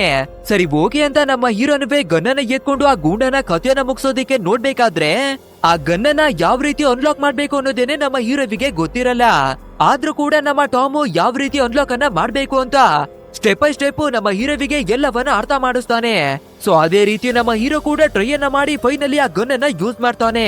ಅಂಡ್ ಇದೇ ರೀತಿ ಆ ಗೂಂಡಾ ಮತ್ತು ನಮ್ಮ ಹೀರೋವಿನ ನಡುವೆ ಫೈಟ್ ನಡೀತಾನೆ ಇರುತ್ತೆ. ಇದೇ ರೀತಿ ಹೋದ್ರೆ ಇವತ್ತು ನಾವು ನಮ್ಮ ಡೆಸ್ಟಿನೇಷನ್ ಅನ್ನ ತಲುಪೋದಿಕ್ಕೆ ಆಗಲ್ಲ ಅಂತ ನಮ್ಮ ಟಾಮೋ ಕೆಲವು ಟೆಕ್ನಿಕ್ ಗಳನ್ನ ಬಳಸಿ ಅವನ ಕಾರನ್ನ ತಿರುಗಿಸ್ತಾನೆ. ಸೊ ಆ ರೀತಿ ಕಾರನ್ನ ತಿರುಗಿಸ್ಬೇಕಾದ್ರೆ ಕನ್ಫ್ಯೂಷನ್ ಆಗುವ ಗೂಂಡಾ ಪೊಲೀಸ್ ಒಂದು ಸಿಚುವೇಶನ್ ಅಲ್ಲಿ ಆಕ್ಸಿಡೆಂಟ್ ಆಗಿ ಪಕ್ಕದ ರೋಡಿಗೆನೆ ಹೊರಟೋಗ್ಬಿಡ್ತಾನೆ. ಇದೇ ಸಿಕ್ಕಿರುವ ಚಾನ್ಸು ಅಂತ ನಮ್ಮ ಟಾಮು ಹೈ ಸ್ಪೀಡಿನಲ್ಲೇ ಟ್ರಾವೆಲ್ ಅನ್ನ ಮಾಡಿ ಬರ್ತಿರ್ತಾನೆ. ಸೊ ಅದೇ ರೀತಿ ಬರ್ತಿರ್ಬೇಕಾದ್ರೆ ದಾರಿ ಮಧ್ಯದಲ್ಲಿ ಜಿಂಕೆಗಳು ಫೈಟ್ ಅನ್ನ ಮಾಡ್ಕೊಳ್ತಿರ್ತಾವೆ. ಸೊ ಇದನ್ನ ನೋಡಿ ಟೆನ್ಷನ್ ಆಗುವ ನಮ್ಮ ಟಾಮು ಆ ಜಿಂಕೆಗಳನ್ನ ಹೇಗಾದ್ರೂ ಮಾಡಿ ಕಾಪಾಡ್ಬೇಕು ಅಂತ ಇವನ ಗಾಡಿಯನ್ನ ಬೇರೆ ಕಡೆಗೆ ತಿರುಗಿಸ್ತಾನೆ. ಸೊ ಫೈನಲಿ ಇವರ ಕಾರುವೆ ಕೂಡ ಒಂದು ಜಾಗಕ್ಕೆ ಬಂದು ಆಕ್ಸಿಡೆಂಟ್ ಅನ್ನ ಮಾಡ್ಕೊಳ್ಳುತ್ತೆ. ಅಂಡ್ ಇದೇ ಟೈಮಿಗೆ ಆ ಗೂಂಡಾ ಪೊಲೀಸುವೆ ಕೂಡ ಅವನ ಕಾರನ್ನ ಎತ್ಕೊಂಡು ನಮ್ಮ ಟೀಮ್ ಅವರನ್ನ ಫಾಲೋ ಮಾಡ್ಕೊಂಡೇನೆ ಬಂದ್ಬಿಡ್ತಾ ಇದ್ದಾನೆ. ನಂತರ ನಮ್ಮ ಟೀಮ್ ಅವರ ಹತ್ರಕ್ಕೆ ಬಂದು ಗನ್ನನ್ನುವೆ ತೋರಿಸಿ ನಮ್ಮ ಹೀರೋಗುವೆ ಧಮ್ಕಿಯನ್ನ ಹಾಕೋದಿಕ್ಕಾಗಿ ನೋಡ್ತಿರ್ತಾನೆ. ಬಟ್ ಆದ್ರೆ ಸರಿಯಾದ ಟೈಮಿಗೆ ನಮ್ಮ ಟಾಮು ಹಿಂದಗಡೆಯಿಂದ ಬಂದು ಆ ಗೂಂಡಾ ಪೊಲೀಸ್ಗೆ ಹೊಡೆದು ಅವನನ್ನ ಅನ್ಕಾನ್ಶಿಯಸ್ ಅನ್ನ ಮಾಡ್ತಾನೆ. ಬಟ್ ಆದ್ರೆ ಇವಾಗ ನಡೆದಿರುವ ಒಂದು ಆಕ್ಸಿಡೆಂಟ್ ನಿಂದ ನಮ್ಮ ಟಾಮ್ ಅವನ ರಿಪ್ಸಿನಲ್ಲಿ ತುಂಬಾನೇ ಡ್ಯಾಮೇಜ್ಗಳು ಆಗ್ಬಿಟ್ಟಿದೆ. ಆದ್ರೂ ಕೂಡ ನಾವು ಸೋಲನ್ನ ಒಪ್ಕೋಬಾರ್ದು ಅಂತ ಪೊಲೀಸ್ ಅವರ ಕಾರನ್ನೇ ಬಳಸ್ಕೊಂಡು ನಮ್ಮ ಕಾರನ್ನ ಹೊರಗಡೆಗಾಗಿ ತಗೊಳ್ಳೋಣ ಅನ್ನೋದಾಗಿನೇ ಟ್ರೈ ಅನ್ನ ಮಾಡಿ ಫೈನಲಿ ಇವರ ಕಾರನ್ನ ಹೊರಗಡೆ ತೆಗೆದು ಮತ್ತೆ ಟ್ರಾವೆಲ್ ಅನ್ನ ಶುರು ಮಾಡ್ತಾರೆ. ನೆಕ್ಸ್ಟ್ ಡೇ ಕೂಡ ಇವರು ಟ್ರಾವೆಲ್ ಅನ್ನ ಮಾಡ್ಕೊಂಡು ಇದೇ ರೀತಿಯಾಗಿ ಬರ್ತಿರ್ಬೇಕಾದ್ರೆ 4-5 ಮನೆಗಳಿರುವ ಒಂದು ಚಿಕ್ಕ ಹಳ್ಳಿಗೆನೆ ಬಂದು ತಲುಪ್ತಾರೆ. ಬಟ್ ಆದ್ರೆ ಅಲ್ಲಿ ವಾಸವಿರುವ ಜನ ಯಾರುವೆ ಕೂಡ ನಮ್ಮ ಟೀಮ್ ಅವರನ್ನ ಮಾತಾಡ್ಸೋದಿಕ್ಕೂ ರೆಡಿ ಇಲ್ಲ. ಸೊ ಅದು ಅಲ್ಲದೆ ನಮ್ಮ ಗಾಡಿ ಬೇರೆ ಇವಾಗ ತುಂಬಾನೇ ಡ್ಯಾಮೇಜ್ ಆಗ್ಬಿಟ್ಟಿದೆ ಅಲ್ವಾ. ಸೊ ಪಕ್ಕದಲ್ಲೇ ಇರುವ ಒಂದು ಗ್ಯಾರೇಜ್ ಅನ್ನ ನೋಡಿ ರೆಡಿ ಮಾಡ್ಕೊಳ್ಳೋದಿಕ್ಕಾಗಿನೇ ಬರ್ತಾರೆ. ಅಂಡ್ ಆ ಗ್ಯಾರೇಜ್ ನಲ್ಲಿ ವರ್ಕ್ ಅನ್ನ ಮಾಡಿ ಬರ್ತಿರುವ ಲೇಡಿಯ ಹೆಸರು ಬಂದು ರಿಕ್ ಅಂತ. ಸೊ ಅವಳ ಹತ್ರಕ್ಕಾಗಿನೇ ಬಂದು ನಮ್ಮ ಕಾರನ್ನ ರೆಡಿ ಮಾಡಿ ಕೊಡಿ ಅನ್ನೋದಾಗಿ ರಿಕ್ವೆಸ್ಟ್ ಅನ್ನ ಮಾಡ್ಬೇಕಾದ್ರೆ ನಮ್ಮ ಹೀರೋ ಮತ್ತೆ ಟಾಮ್ ಅವನ ಪರಿಸ್ಥಿತಿ ತುಂಬಾನೇ ಡ್ಯಾಮೇಜ್ ಆಗ್ಬಿಟ್ಟಿದೆ ಅಲ್ವಾ. ಸರಿ ಓಕೆ ಅನ್ನೋದಾಗಿ ರಿಪೇರಿ ಮಾಡೋದಕ್ಕಾಗಿ ಒಪ್ಕೋತಾಳೆ. ಅಂಡ್ ಇಲ್ಲಿರುವ ಜನರು ಬಂದು ರೇಡಿಯೋವನ್ನ ರಿಪೇರಿ ಮಾಡಿ ನೋಡ್ಬೇಕಾದ್ರೆ ಅದ್ರಲ್ಲಿ ಹೇಳುವ ಪ್ರಕಾರ ಯಾವುದೇ ಹೈ ಲೆವೆಲ್ ನ ನೆಟ್ವರ್ಕ್ ಇಲ್ಲ, ಏನುವೆ ಇದ್ದಿರ್ತಾ ಇಲ್ವಂತೆ. ಕೇವಲ ಚಿಕ್ಕ ಲೆವೆಲ್ ನಲ್ಲಿರುವ ವೇವ್ಗಳು ಮತ್ತು ಸಿಗ್ನಲ್ ಮಾತ್ರನೇ ಸಿಗ್ತಿರೋದಂತೆ. ಬಟ್ ಆದ್ರೆ ಇವಾಗ ಏನ್ ನಡೀತಿದ್ಯೋ ಏನಕ್ಕೆ ಆಗ್ತಿದ್ಯೋ ಇದ್ರ ಬಗ್ಗೆ ಸರ್ಕಾರಕ್ಕೆ ಯಾವುದೇ ವಿಷಯನವೇ ಗೊತ್ತಿಲ್ವಂತೆ. ಆದ್ರಿಂದ ಜನಗಳಿಗೆ ಕೂಡ ಈ ಸಿಟಿ ಒಳಗಡೆ ಏನು ನಡೀತಾ ಇದೆ ಅಂತ ಏನನ್ನುವೇ ಗೊತ್ತಿಲ್ಲ. ಅಷ್ಟೇ ಯಾಕೆ ಆಕಾಶದಲ್ಲಿರುವ ಪಕ್ಷಿಗಳಿವೆ ಕೂಡ ತುಂಬಾನೇ ವಿಚಿತ್ರವಾಗಿ ಬಿಹೇವ್ ಅನ್ನ ಮಾಡ್ತಿದಾವೆ. ಸೊ ಇದನ್ನೆಲ್ಲ ನೋಡ್ಬೇಕಾದ್ರೆ ಯಾವ್ದೋ ಒಂದು ದೊಡ್ಡ ಸುನಾಮಿನೇ ಬರ್ತಾ ಇದೆ ಅನ್ನೋದಾಗಿ ಅರ್ಥ ಮಾಡ್ಕೋತಾರೆ. ನಂತರ ನಮ್ಮ ಟಾಮು ವಾಶ್ರೂಮ್ಗೆ ಹೋಗಿ ಬರೋಣ ಅಂತ ಒಳಗಡೆ ಬಂದು ಅವನ ಗಾಯವನ್ನ ಚೆಕ್ ಮಾಡಿ ನೋಡ್ಬೇಕಾದ್ರೆ ಅದು ಮೊದ್ಲಿಗಿಂತಾನೇ ಇವಾಗ ತುಂಬಾನೇ ಸ್ಪ್ರೆಡ್ ಆಗಿ ನೋವೆಲ್ಲ ಶುರುವಾಗ್ಬಿಟ್ಟಿದೆ. ಇನ್ನು ಈ ರಿಕ್ಕನ್ನ ನೋಡೋದಾದ್ರೆ ನಮ್ಮ ಗಾಡಿಯನ್ನ ಸ್ವಲ್ಪ ರೆಡಿಯನ್ನ ಮಾಡ್ತಾಳೆ. ಬಟ್ ಆದ್ರೆ ನಾನು ಟೆಂಪ್ರವರಿಯಾಗಿ ಇದನ್ನ ರೆಡಿ ಮಾಡಿ ಕೊಟ್ಟಿದ್ದೀನಿ. ಆದ್ರೆ ಎಲ್ಲಿವರೆಗೂ ನೀವು ಹೋಗಬಹುದು, ಎಷ್ಟು ದೂರವಾಗಿ ಟ್ರಾವೆಲ್ ಅನ್ನ ಮಾಡುತ್ತೋ ನನ್ಗಂತವೇ ಗೊತ್ತಿಲ್ಲ. ಬಟ್ ಆದ್ರೆ ದಾರಿ ಮಧ್ಯದಲ್ಲಿ ಇದು ಖಂಡಿತ ಕೈಯನ್ನ ಕೊಟ್ಟೆ ಕೊಡುತ್ತೆ ಅನ್ನೋದಾಗಿನೇ ಹೇಳ್ತಾಳೆ. ಸೊ ಇದೇ ರೀತಿ ಇವರೆಲ್ಲರೂ ಮಾತಾಡ್ಕೊಳ್ತಾ ಇರ್ಬೇಕಾದ್ರೆ ಈ ಲೇಡಿ ಕೂಡ ಕ್ಯಾಲಿಫೋರ್ನಿಯಾಗೆ ಹೋಗೋದಿಕ್ಕಾಗಿ ಪ್ಲಾನ್ ಅನ್ನ ಮಾಡ್ತಿದ್ದಾಳೆ ಅನ್ನೋದು ಗೊತ್ತಾಗುತ್ತೆ. ಅಂಡ್ ಇದನ್ನ ಕೇಳುವ ನಮ್ಮ ಟಾಮ್ಗೆ ಒಂದು ಐಡಿಯಾನುವೆ ಬರುತ್ತೆ. ಹೇಗಿದ್ರೆ ನಾವು ಹೋಗ್ತಿರೋದೇ ಕ್ಯಾಲಿಫೋರ್ನಿಯಾಗೆ. ಸೊ ಇವಳನ್ನುವೆ ಕೂಡ ನಮ್ಮ ಜೊತೆಯಾಗಿನೇ ಕರ್ಕೊಂಡು ಹೋದ್ರೆ ನಮ್ಮ ಕಾರು ಕೆಟ್ಟೋದಾಗ ರಿಪೇರಿ ಮಾಡೋದಿಕ್ಕೆ ಒಬ್ಬ ಮೆಕ್ಯಾನಿಕಲ್ ನಮ್ಮ ಜೊತೆಯಾಗಿನೇ ಇದ್ದಾಗುತ್ತೆ. ಅದು ಅಲ್ಲದೆ ಈ ಲೇಡಿ ಕೂಡ ಕ್ಯಾಲಿಫೋರ್ನಿಯಾಗೆ ತಲುಪಿದ ಹಾಗೆ ಆಗುತ್ತೆ ಅಂತ ತಿಳ್ಕೊಂಡು ನಮ್ಮ ಜೊತೆಯಾಗಿನೇ ಬನ್ನಿ ಅನ್ನೋದಾಗಿನೇ ಆಫರ್ ಅನ್ನ ಕೊಡ್ತಾನೆ. ಅದು ಅಲ್ಲದೆ ನೀನೇನು ಖಾಲಿ ಕೈಯಲ್ಲಿ ಹೋಗೋ ಅವಶ್ಯಕತೆ ಇಲ್ಲ, ನಮ್ಮ ಜೊತೆಯಾಗಿ ಬಂದ್ರೆ ನಿನ್ಗೆ ಸ್ವಲ್ಪ ಹಣವನ್ನುವೆ ಕೂಡ ಕೊಡ್ತೀವಿ ಅನ್ನೋದಾಗಿನೇ ಹೇಳ್ತಾರೆ. ಸೊ ಇದನ್ನೆಲ್ಲ ಕೇಳ್ಬೇಕಾದ್ರೆ ಆ ಲೇಡಿ ಕೂಡ ಸರಿ ಓಕೆ ಅನ್ನೋದಾಗಿನೇ ಒಪ್ಕೋತಾಳೆ. ಆದ್ರೆ ನನ್ಗೆ 10 ಲಕ್ಷ ಹಣವನ್ನ ಕೊಡ್ಬೇಕು ಅನ್ನೋದಾಗಿ ಒಂದು ದೊಡ್ಡ ಡಿಮ್ಯಾಂಡ್ ಅನ್ನೇ ಮಾಡ್ತಾಳೆ. ಆದ್ರೂ ಪರವಾಗಿಲ್ಲ, ನಮ್ಗೆ ಇವಾಗ ನಮ್ಮ ಮಗಳನ್ನ ಕಾಪಾಡ್ಕೊಳ್ಳೋದು ಇಂಪಾರ್ಟೆಂಟ್ ಅಲ್ವಾ. ಆದ್ರಿಂದ ನಮ್ಮ ಟಾಮ್ ಮತ್ತೆ ವಿಲ್ಲು ಇಬ್ರು ಕೂಡ ಓಕೆಯನ್ನ ಮಾಡ್ಕೋತಾರೆ. ಅಂಡ್ ಅದೇ ರೀತಿ ಲೇಡಿಗೆ ಬೇಕಾಗಿರುವ ಕೆಲವೊಂದಷ್ಟು ಎಕ್ವಿಪ್ಮೆಂಟ್ ಗಳನ್ನ ಗಾಡಿ ಒಳಗಡೆಗೆನೆ ಹಾಕೊಂಡು 3 ಜನರೇ ಕೂಡ ಮತ್ತೆ ಟ್ರಾವೆಲ್ ಅನ್ನ ಶುರು ಮಾಡ್ತಾರೆ. ಅಂಡ್ ಇದೇ ರೀತಿಯಾಗಿ ಇವರು ಟ್ರಾವೆಲ್ ಅನ್ನ ಮಾಡಿ ಬರ್ತಿರ್ಬೇಕಾದ್ರೆ ಒಂದು ಕಾರು ಇವರನ್ನ ಫಾಲೋ ಮಾಡ್ಕೊಂಡು ಬರ್ತಿರೋದಾಗಿ ಗೊತ್ತಾಗ್ಬಿಡುತ್ತೆ. ಆದ್ರಿಂದ ಒಂದು ಗದ್ದೆ ಬೈಲಿಗೆ ಇವರ ಕಾರನ್ನ ನುಗ್ಗಿಸಿ ಲೈಟ್ ಗಳನ್ನ ಆಫ್ ಮಾಡ್ತಾರೆ. ಆ ನಂತರ ಹಿಂದೆ ಬರ್ತಿರುವ ಕಾರು ಮುಂದಕ್ಕೆ ಪಾಸ್ ಆಗ್ಬೇಕಾದ್ರೆ ಆವಾಗ ಇವರು ರಿವರ್ಸ್ ಅನ್ನ ತಗೊಂಡು ಇವರ ಟ್ರಾವೆಲ್ ಅನ್ನ ಮತ್ತೆ ಶುರು ಮಾಡೋದು. ನಂತರ ಇವರ ಮುಂದೆ ಹೋಗ್ತಿರುವ ಕಾರನ್ನೇ ಫಾಲೋವನ್ನ ಮಾಡ್ಕೊಂಡು ಬರೋದಕ್ಕೆ ಶುರು ಮಾಡ್ತಾರೆ. ಯಾಕಂದ್ರೆ ಕತ್ತಲೆಯ ಟೈಮ್ ಆಗಿರೋದ್ರಿಂದ ಎಲ್ಲಿಗೆ ಹೋಗ್ಬೇಕು, ಯಾವ ಕಡೆ ಹೋಗ್ಬೇಕು ಅಂತ ಇವರಿಗೆ ಗೊತ್ತಿಲ್ಲ. ಸೊ ಕಂಪಾಸ್ ಅನ್ನ ತೆಗೆದು ಡೈರೆಕ್ಷನ್ ಗಳನ್ನಾದ್ರೂ ನೋಡೋಣ ಅಂತ ಓಪನ್ ಮಾಡಿದ್ರೆ ಆ ಕಂಪಾಸು ಮಿಕ್ಸಿ ತಿರುಗುವ ಹಾಗೆ ಗರಗರ ಅಂತ ಫಾಸ್ಟ್ ಆಗಿನೇ ತಿರುಗ್ತಾ ಇದೆ. ಯಾವ ರೀತಿ ಅಂದ್ರೆ ಗ್ರಾವಿಟಿಯ ಮ್ಯಾಗ್ನೆಟಿಕ್ ಫೀಲ್ಡ್ ನಲ್ಲಿ ಯಾವ್ದೋ ಪ್ರಾಬ್ಲಮ್ ಬಂದಿದೆ ಅನ್ನೋ ರೀತಿಯಾಗಿ. ಅಂಡ್ ಇದೇ ರೀತಿ ಅವರು ಟ್ರಾವೆಲ್ ಅನ್ನ ಮಾಡ್ಕೊಂಡು ಬರ್ತಿರ್ಬೇಕಾದ್ರೆ ನಮ್ಮ ಗ್ಯಾಂಗಿನವರ ಪಕ್ಕದಲ್ಲಿ ಮತ್ತೊಂದು ಕಾರು ಬರ್ತಿರೋದಾಗಿ ಗೊತ್ತಾಗುತ್ತೆ. ಅದು ಅಲ್ಲದೆ ಇವರ ಕಾರಿನ ಎಲ್ಲಾ ಲೈಟ್ ಗಳನ್ನ ಆಫ್ ಮಾಡಿನೇ ಅಲ್ವಾ ಇವರು ಬರ್ತಿರೋದು. ಸೊ ಆ ಕಾರು ಸೀದಾ ಇವರಿಗೆ ಗುದ್ದೋದಿಕ್ಕಾಗಿನೇ ಬಂದ್ಬಿಡುತ್ತೆ. ಸೊ ಇದನ್ನ ನೋಡುವ ನಮ್ಮ ಹೀರೋ ಕೊನೆ ಕ್ಷಣದಲ್ಲಿ ಇವರ ಕಾರನ್ನ ಪಕ್ಕಕ್ಕಾಗಿನೇ ತಗೋತಾನೆ. ಸದ್ಯ ಇವರ ಕಾರಿಗೆ ಏನುವೇ ಆಗದೆ ಆ ಪಕ್ಕದಲ್ಲಿ ಹೋಗುವ ಕಾರು ಸೇಫ್ ಆಗಿನೇ ಮೂವ್ ಆಗುತ್ತೆ. ಆದ್ರೆ ಮುಂದಗಡೆ ಒಂದು ಕಾರನ್ನ ಇಬ್ರು ಫಾಲೋ ಮಾಡ್ಕೊಂಡು ಬರ್ತಿದ್ರು ಅಲ್ವಾ, ಸೀದಾ ಆ ಕಾರಿಗೆನೆ ಬಂದು ಡ್ಯಾಶ್ ಅನ್ನ ಮಾಡಿ 2 ಕಾರುಗಳಿವೆ ಡೆಮಾಲಿಶ್ ಆಗುತ್ತೆ. ನಂತರ ನಮ್ಮ ಹೀರೋ ನಾವು ಫಾಲೋವನ್ನ ಮಾಡ್ಕೊಂಡು ಬರ್ತಿದ್ದ ಕಾರಿನ ಹತ್ರಕ್ಕಾಗಿ ಹೋಗಿ ನೋಡ್ಬೇಕಾದ್ರೆ ಅದ್ರ ಒಳಗಡೆ ಇದ್ದ ಎಲ್ಲರೂ ತೀರಿ ಹೋಗ್ಬಿಟ್ಟಿದ್ದಾರೆ. ಇನ್ನು ನಮ್ಮ ರಿಕು ಡ್ಯಾಶ್ ಅನ್ನ ಮಾಡಿರುವ ಕಾರನ್ನ ಹೋಗಿ ನೋಡ್ಬೇಕಾದ್ರೆ ಅದ್ರ ಒಳಗಡೆ ಇದ್ದ ಲೇಡಿ ತೀರೋಗ್ಬಿಟ್ಟಿದ್ದಾಳೆ. ಬಟ್ ಆದ್ರೆ ಅವಳ ಹಸ್ಬೆಂಡ್ ಸಾಯಿಬ ಸಿಚುವೇಶನ್ಗೆನೆ ಬಂದ್ಬಿಟ್ಟಿದ್ದಾನೆ. ಸೊ ರಕ್ತವೆಲ್ಲ ಕಚ್ಕೊಂಡು ಯಾವ್ದೋ ವಿಷಯವನ್ನ ಹೇಳೋದಕ್ಕಾಗಿ ನೋಡ್ತಿರ್ತಾನೆ. ಸೊ ಇದನ್ನ ನೋಡುವ ನಮ್ಮ ರಿಕ್ ಅವಳ ಕೈಯಲ್ಲಿ ತಡ್ಕೊಳ್ಳೋದಿಕ್ಕೇನೆ ಆಗಲ್ಲ. ಸೊ ಈ ವ್ಯಕ್ತಿನ ಹಾಸ್ಪಿಟಲ್ಗಾಗಿನೇ ಕರ್ಕೊಂಡು ಹೋಗೋಣ ಅನ್ನೋದಾಗಿನೇ ಹೇಳ್ತಾಳೆ. ಬಟ್ ಆದ್ರೆ ನಮ್ಮ ಟಾಮು ಇಂಥ ಸಿಚುವೇಶನ್ ಅಲ್ಲಿ ಹಾಸ್ಪಿಟಲ್ಗೆ ಹೋಗೋದಿಕ್ಕೆಲ್ಲ ಆಗಲ್ಲ. ಅದು ಅಲ್ಲದೆ ಇವನ ಕಂಡೀಷನ್ ಅನ್ನ ನೋಡಿದ್ರೆ ದಾರಿ ಮಧ್ಯದಲ್ಲೇ ತಿರೋಗ್ಬಿಡ್ತಾನೆ. ಸೊ ಇವರ ಪಾಡಿಗೆನೆ ಬಿಟ್ಟು ನಾವು ಹೋಗೋದೇ ಸರಿ ಅಂತ ಕಾರಿಗೆ ಬಂದು ಕುತ್ಕೊಳ್ಳೋದಿಕ್ಕಾಗಿ ಹೇಳ್ತಾನೆ. ಅಂಡ್ ಅದೇ ರೀತಿ ನಮ್ಮ ಹೀರೋ ಮತ್ತೆ ಟಾಮ್ ಒಳಗಡೆನೆ ಬಂದು ಕುಳಿತಿರ್ತಾರೆ. ಆದ್ರೆ ನಮ್ಮ ರಿಕು ಆ ವ್ಯಕ್ತಿಯನ್ನ ಬಿಟ್ಟು ಬರೋದಿಕ್ಕಾಗಿ ಒಪ್ಕೊಳ್ತಾನೆ ಇಲ್ಲ. ಅಂಡ್ ಇದೇ ಟೈಮಿಗೆ ಮತ್ತೊಂದು ಕಾರು ಇವರ ಹತ್ರಕ್ಕಾಗಿನೇ ಬರ್ತಿರುತ್ತೆ. ಅಂಡ್ ಆ ಕಾರಿನಿಂದ ಕೆಲವೊಂದಷ್ಟು ಗೂಂಡಗಳಿವೆ ಕೂಡ ಕೆಳಗಡೆ ಇಳಿತಾರೆ. ಸೊ ಇದನ್ನ ನೋಡುವ ನಮ್ಮ ಟಾಮ್ ಒಂದು ಕ್ಷಣ ಕೂಡ ನಾವು ಇಲ್ಲಿ ಇರಬಾರ್ದು, ಸೊ ಹೊಟ್ಟೋಗ್ಬಿಡೋಣ ಅಂತ ಕಾರನ್ನ ರಿವರ್ಸ್ ತಗೊಳ್ಳೋದಿಕ್ಕಾಗಿ ನೋಡ್ತಾನೆ. ಆದ್ರೆ ನಮ್ ಹೀರೋ ರಿಕನವೇ ಕೂಡ ನಮ್ಮ ಜೊತೆಗಿನೇ ಕರ್ಕೊಳ್ಳೋಣ ಅಂತ ಹೇಳ್ಬೇಕಾದ್ರೆ ಟಾಮ್ ಕೂಡ ರಿಕವಳ ಹತ್ರಕ್ಕೆ ಕಾರನ್ನ ತಗೊಂಡು ಬಂದು ಸೀದಾ ಅವಳನ್ನ ಕಾರಿನ ಒಳಗಡೆಗಾಗಿನೇ ಹತ್ತಿಸ್ಕೊಳ್ತಾರೆ. ನಂತರ ಒಂದು ಕ್ಷಣ ಕೂಡ ಲೇಟ್ ಅನ್ನ ಮಾಡದೆ ಆ ಜಾಗದಿಂದಾನೇ ಎಸ್ಕೇಪ್ ಆಗಿ ಬಂದ್ಬಿಡ್ತಾರೆ. ನಂತರ ಇವರು ಟ್ರಾವೆಲ್ ಅನ್ನ ಮಾಡಿ ಬರ್ತಿರ್ಬೇಕಾದ್ರೆ ನಮ್ಮ ಟಾಮು ವಿಲೆ ಹೇಳಿರುವ ಒಂದೇ ಒಂದು ಕಾರಣಕ್ಕೆ ನಿನ್ನನ್ನ ಒಳಗಡೆಗಾಗಿ ಕರ್ಕೊಂಡಿರೋದು, ಇಲ್ಲ ಅಂದಿದ್ರೆ ನಿನ್ನನ್ನ ಅದೇ ಜಾಗದಲ್ಲಿ ಬಿಟ್ಟು ಹೋಗ್ತಿದೆ ಅನ್ನೋದಾಗಿನೇ ಹೇಳ್ಕೊತಾನೆ. ಅಷ್ಟೇ ಈ ಮಾತನ್ನ ಕೇಳ್ಬೇಕಾದ್ರೆ ರಿಕ್ಗೆ ತುಂಬಾನೇ ಕೋಪವೆಲ್ಲ ಬಂದ್ಬಿಡುತ್ತೆ. ಅಂದ್ರೆ ನನ್ನನ್ನ ಬಿಟ್ಟು ಹೋಗೋದಿಕ್ಕೆ ನೀವು ರೆಡಿ ಇದ್ದೀರಾ ಅಂದ್ರೆ ನಿಮ್ಮ ಕಾರನ್ನ ನಾನು ರೆಡಿಯನ್ನ ಮಾಡೋದೇ ಇಲ್ಲ ಅನ್ನೋದಾಗಿನೇ ಹೇಳ್ಬಿಡ್ತಾಳೆ. ಅಷ್ಟೇ ಈ ಮಾತನ್ನ ಕೇಳ್ಬೇಕಾದ್ರೆ ನಮ್ಮ ಟಾಮ್ಗೆ ಇನ್ನವೇ ಕೋಪ ಬರೋದಿಕ್ಕೆ ಶುರುವಾಗುತ್ತೆ. ಆದ್ರಿಂದ ಇವನ ಕಾರನ್ನ ಒಂದು ಚಿಕ್ಕದಾಗಿ ಡ್ರಿಫ್ಟ್ ಅನ್ನ ಮಾಡ್ಬೇಕಾದ್ರೆ ನಮ್ಮ ರಿಕವಳ ಮುಖ ಮುಂದಿನ ಸೀಟ್ಗೆನೆ ಬಂದು ಹೊಡ್ಕೊಳ್ಳುತ್ತೆ. ನೋಡು, ನನ್ನ ಹತ್ರ ಏನಾದ್ರೂ ನಿನ್ನ ಚಾಲಾಕಿ ತೋರ್ಸೋದಿಕ್ಕೆ ಬಂದ್ರೆ ಇದೇ ರೀತಿಯೇ ತಕ್ಕ ಶಿಕ್ಷೆಯನ್ನು ಅನುಭವಿಸ್ತೆ ಅನ್ನೋದಾಗಿ ವಾರ್ನಿಂಗ್ ಅನ್ನ ಕೊಡ್ತಾನೆ ನಮ್ಮ ಟಾಮ್. ಸರಿ ಓಕೆ ಅಂತ ಇವ್ರು ಇದೇ ರೀತಿಯಾಗಿ ಟ್ರಾವೆಲ್ ಅನ್ನ ಮಾಡ್ಕೊಂಡು ಬರ್ತಿರ್ಬೇಕಾದ್ರೆ ಇವರ ಕಾರಿನಲ್ಲಿ ಫ್ಯೂಲ್ ಖಾಲಿಯಾಗಿ ಒಂದು ಜಾಗದಲ್ಲಿ ನಿಂತೋಗ್ಬಿಡುತ್ತೆ. ಬಟ್ ಆದ್ರೂ ಪರವಾಗಿಲ್ಲ, ಎಕ್ಸ್ಟ್ರಾ ಒಂದು ಕ್ಯಾನಿಗೆ ಫ್ಯೂಲ್ ಅನ್ನ ಫಿಲ್ ಮಾಡ್ಕೊಂಡು ಬಂದಿದ್ದಾರೆ. ಸೊ ನಮ್ಮ ಟಾಮ್ ಕೂಡ ಮತ್ತೆ ಫ್ಯೂಲ್ ಅನ್ನ ಫಿಲ್ ಮಾಡ್ಕೊಳ್ಳೋಣ ಅನ್ನೋದಾಗಿನೇ ಹೊರಗಡೆಗಾಗಿ ಬರ್ತಾನೆ. ಅಂಡ್ ನಮ್ಮ ಹೀರೋ ಮತ್ತೆ ರಿಕ್ ಕೂಡ ಹೊರಗಡೆಗಾಗಿನೇ ಬಂದು ನಾವು ಯಾವ ಜಾಗದಲ್ಲಿ ಇದ್ದೀವಿ ಅಂತ ಸುತ್ತಮುತ್ತ ತಿರುಗಿ ನೋಡ್ತಿರ್ಬೇಕಾದ್ರೆ ಇವರ ಎದುರುಗಡೆಗೆ ಎಲ್ಲ ಮೋಡಗಳಿವೆ ಒಟ್ಟಾಗಿನೇ ಸೇರ್ಕೊಂಡು ತುಂಬಾನೇ ವಿಚಿತ್ರವಾದ ವಾತಾವರಣವನ್ನ ಕ್ರಿಯೇಟ್ ಮಾಡ್ತಿರುತ್ತೆ. ಅಷ್ಟೇ ಇದನ್ನ ನೋಡ್ಬೇಕಾದ್ರೆ ಇಬ್ರು ಕೂಡ ಒಂದು ಕ್ಷಣಕ್ಕೆನೆ ಭಯವನ್ನ ಪಡ್ಕೋತಿರ್ತಾರೆ. ಅಂಡ್ ಅದೇ ರೀತಿ ನೋಡ್ತಿದ್ದಾಗೇನೆ ಆ ಮೋಡಗಳಿಂದ ಒಂದು ಎಲೆಕ್ಟ್ರಿಕ್ ಶಾಕ್ ಒಂದು ಲೈಟ್ ಕಂಬದ ಮೇಲೆ ಬಿದ್ದು ದೊಡ್ಡದಾಗಿ ಬೆಂಕಿ ಎಲ್ಲ ಕಚ್ಕೊಂಡ್ ಬಿಡುತ್ತೆ. ಆದ್ರಿಂದ ಫಟಾಫಟ್ ಅಂತ 3 ಜನರುವೆ ಕಾರಿನ ಒಳಗಡೆ ಕುಳಿತುಕೊಂಡು ಆ ಜಾಗದಿಂದ ಎಸ್ಕೇಪ್ ಆಗಿ ಹೋಗ್ಬಿಟ್ರೆ ಸಾಕು ಅಂತ ಮತ್ತೆ ಟ್ರಾವೆಲ್ ಅನ್ನ ಶುರು ಮಾಡ್ತಾರೆ. ಅಂಡ್ ಇದೇ ರೀತಿ ಬರ್ತಿರ್ಬೇಕಾದ್ರೆ ಸಡನ್ ಆಗಿ ಜೋರಾದ ಮಳೆ ಎಲ್ಲ ಶುರುವಾಗುತ್ತೆ. ಇವರ ಕಾರಿನಲ್ಲಿರುವ ಲೈಟ್ ಗಳನ್ನ ಆನ್ ಮಾಡ್ಕೊಂಡಿರ್ತಾ ಇದ್ರೆ ಕೂಡ ಮುಂದಿನ ದಾರಿ ಯಾವ ರೀತಿ ಇದೆ ಅಂತ ಇವರಿಗೆ ಕಾಣಿಸ್ತಾನೆ ಇರೋದಿಲ್ಲ. ಆದ್ರಿಂದ ನಾವು ಮುಂದೆ ಟ್ರಾವೆಲ್ ಅನ್ನ ಮಾಡಿ ಹೋಗೋದಿಕ್ಕೆ ಆಗಲ್ಲ. ಸೊ ಮಳೆ ನಿಲ್ಲುವವರೆಗೂ ಒಂದು ಪುಲ್ನ ಕೆಳಗಡೆ ನಿಂತು ರೆಸ್ಟ್ ಅನ್ನ ಮಾಡೋಣ ಅಂತ ಒಂದು ಜಾಗದಲ್ಲಿ ನಿಂತು ರೆಸ್ಟ್ ಅನ್ನ ತಗೋತಾರೆ. ನೆಕ್ಸ್ಟ್ ಡೇ ಮಾರ್ನಿಂಗ್ ಆಗ್ಬೇಕಾದ್ರೆ ಇವಾಗ ವಾತಾವರಣ ಸ್ವಲ್ಪ ನಾರ್ಮಲ್ ಆಗಿನೇ ಬದಲಾಗಿದೆ. ಸೊ ಮಳೆಯೆಲ್ಲ ನಿಂತೋಗಿದೆ ಅಂದ್ರೆ ಇವಾಗ ಟ್ರಾವೆಲ್ ಅನ್ನ ಶುರು ಮಾಡಬಹುದು ಅಲ್ವಾ. ಸೊ ಇವಾಗ ಮತ್ತೆ ಇವರ ಜರ್ನಿಯನ್ನ ಶುರು ಮಾಡಿ ಬರ್ತಿರ್ಬೇಕಾದ್ರೆ ಇವರ ಕಾರು ಒಂದು ರೇಡಿಯೋ ಸ್ಟೇಷನ್ ನ ಹತ್ರದಲ್ಲಿನೇ ಹೋಗ್ತಿರುತ್ತೆ. ಸೊ ರೇಡಿಯೋ ಸ್ಟೇಷನ್ ಪಕ್ಕದಲ್ಲೇ ಇರೋದ್ರಿಂದ ಇವರ ಕಾರಿನಲ್ಲಿರುವ ರೇಡಿಯೋ ಸಿಸ್ಟಮ್ ಸಿಗ್ನಲ್ ಅನ್ನ ಹಿಡ್ಕೊಂಡು ವಾತಾವರಣದ ಬಗ್ಗೆ ಒಂದಷ್ಟು ವಿಷಯಗಳನ್ನ ಹೇಳುತ್ತೆ. ಅಂಡ್ ಅದ್ರಲ್ಲಿ ಒಬ್ಬ ರಿಪೋರ್ಟರ್ ಹೇಳುವ ಪ್ರಕಾರ ಎಲ್ಲ ಕಡೆನೂ ಸಿಚುವೇಶನ್ ಇನ್ನ ಕ್ರಿಟಿಕಲ್ ಆಗಿ ಹೋಗ್ತಿದೆ. ಬಟ್ ಆದ್ರೆ ಸರ್ಕಾರದಿಂದ ಯಾವುದೇ ರೆಸ್ಪಾನ್ಸಿಬಲ್ ಬರ್ತಿಲ್ಲ ಅನ್ನೋದಾಗಿನೇ ಹೇಳ್ತಿದ್ದಾನೆ. ಸರಿ ಓಕೆ, ಮೊದ್ಲು ನಮಗೆ ನಮ್ಮ ಸಮಂತಾ ಅವಳನ್ನ ಹುಡ್ಕೋದೇನೆ ತುಂಬಾನೇ ಇಂಪಾರ್ಟೆಂಟ್.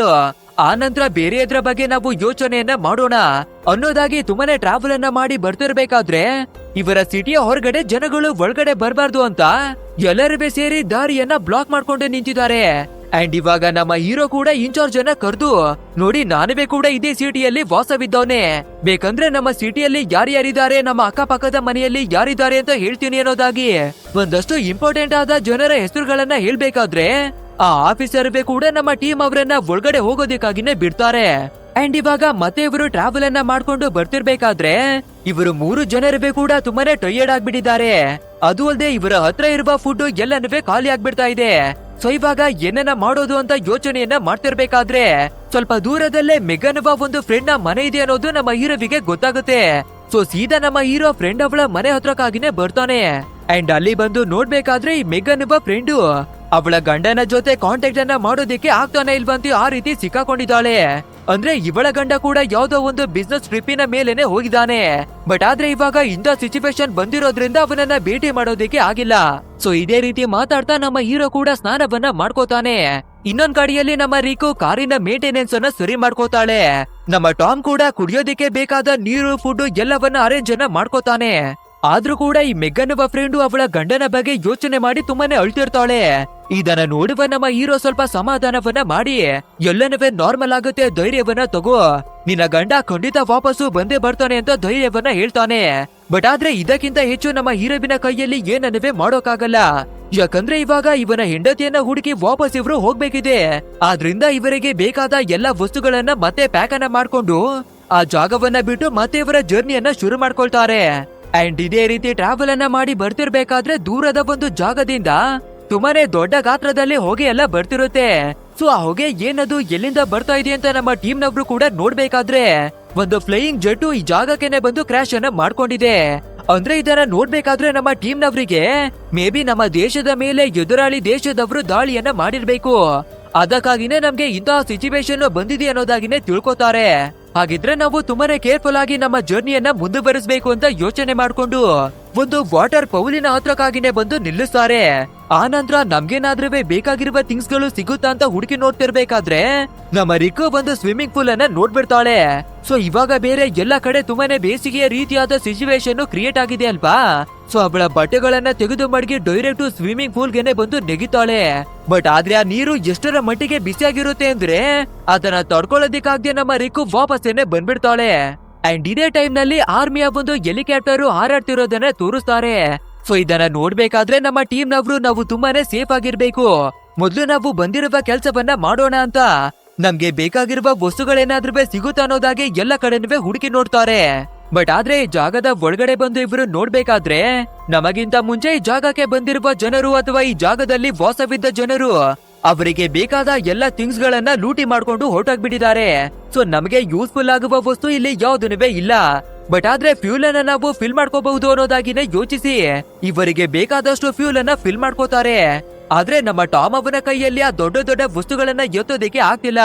ಯಾಕಂದ್ರೆ ಇವನ ಗಾಯ ದಿನದಿಂದ ದಿನಕ್ಕೆ ಜಾಸ್ತಿ ಆಗ್ತಾನೆ ಹೋಗ್ತಿದೆ. ಬಟ್ ಆದ್ರೂ ಪರವಾಗಿಲ್ಲ, ನಮ್ಮ ಹೀರೋ ಎಲ್ಲಾ ಫ್ಯೂಲ್ ಅನ್ನ ತಂದು ಫಿಲ್ ಅನ್ನ ಮಾಡ್ಕೋತಾನೆ.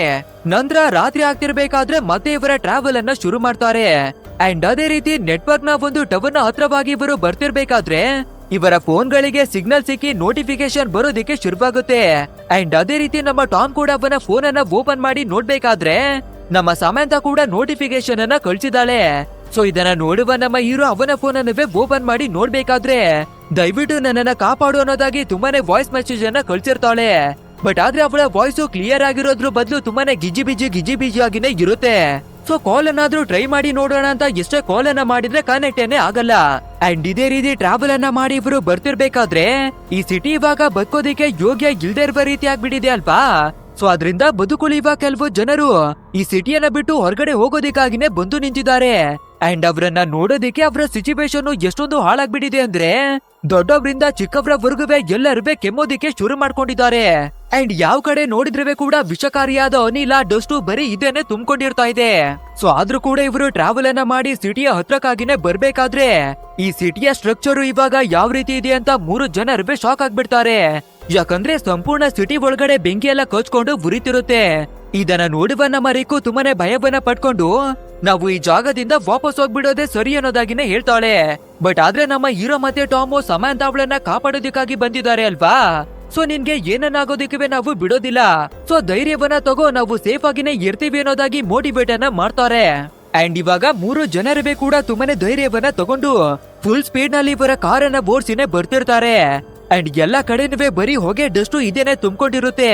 ಸೊ ಇದೇ ರೀತಿ ಇವರು ಟ್ರಾವೆಲ್ ಅನ್ನ ಮಾಡ್ಕೊಂಡು ಸಿಟಿ ಒಳಗಡೆಗೆ ಎಂಟರ್ ಆಗ್ತಿರ್ಬೇಕಾದ್ರೆ ದಾರಿ ಮಧ್ಯದಲ್ಲಿ ಒಂದು ಕಾರಿನ ಜೊತೆ ಒಂದು ಲೇಡಿ ಹೆಲ್ಪ್ ಅನ್ನ ಕೇಳೋದಿಕ್ಕಾಗಿ ನಮ್ಮ ಟೀಮ್ ಅವರನ್ನ ಅಡ್ಡಲಾಕಿ ನಿಲ್ಲಿಸ್ತಾಳೆ. ಸರ್ ನನ್ನ ಕಾರು ಪಂಚರ್ ಆಗ್ಬಿಟ್ಟಿದೆ, ದಯವಿಟ್ಟು ಸ್ವಲ್ಪ ಹೆಲ್ಪನ ಮಾಡಿ ಅನ್ನೋದಾಗಿ ಕೇಳ್ಕೋಬೇಕಾದ್ರೆ ನಮ್ಮ ಹೀರೋ ಕೂಡ ಕೆಳಗಡೆ ಇಳಿದು ಹೆಲ್ಪನ ಮಾಡೋದಿಕ್ಕಾಗಿನೇ ಬರ್ತಾನೆ. ಬಟ್ ಆದ್ರೆ ಒಬ್ಬ ಗೂಂಡಾ ಗನ್ನನ್ನ ಹಿಡ್ಕೊಂಡು ನಮ್ಮ ಟೀಮ್ ಅವರಿಗೆ ಅಟ್ಯಾಕ್ ಮಾಡೋದಿಕ್ಕಾಗಿನೇ ನೋಡ್ತಾನೆ.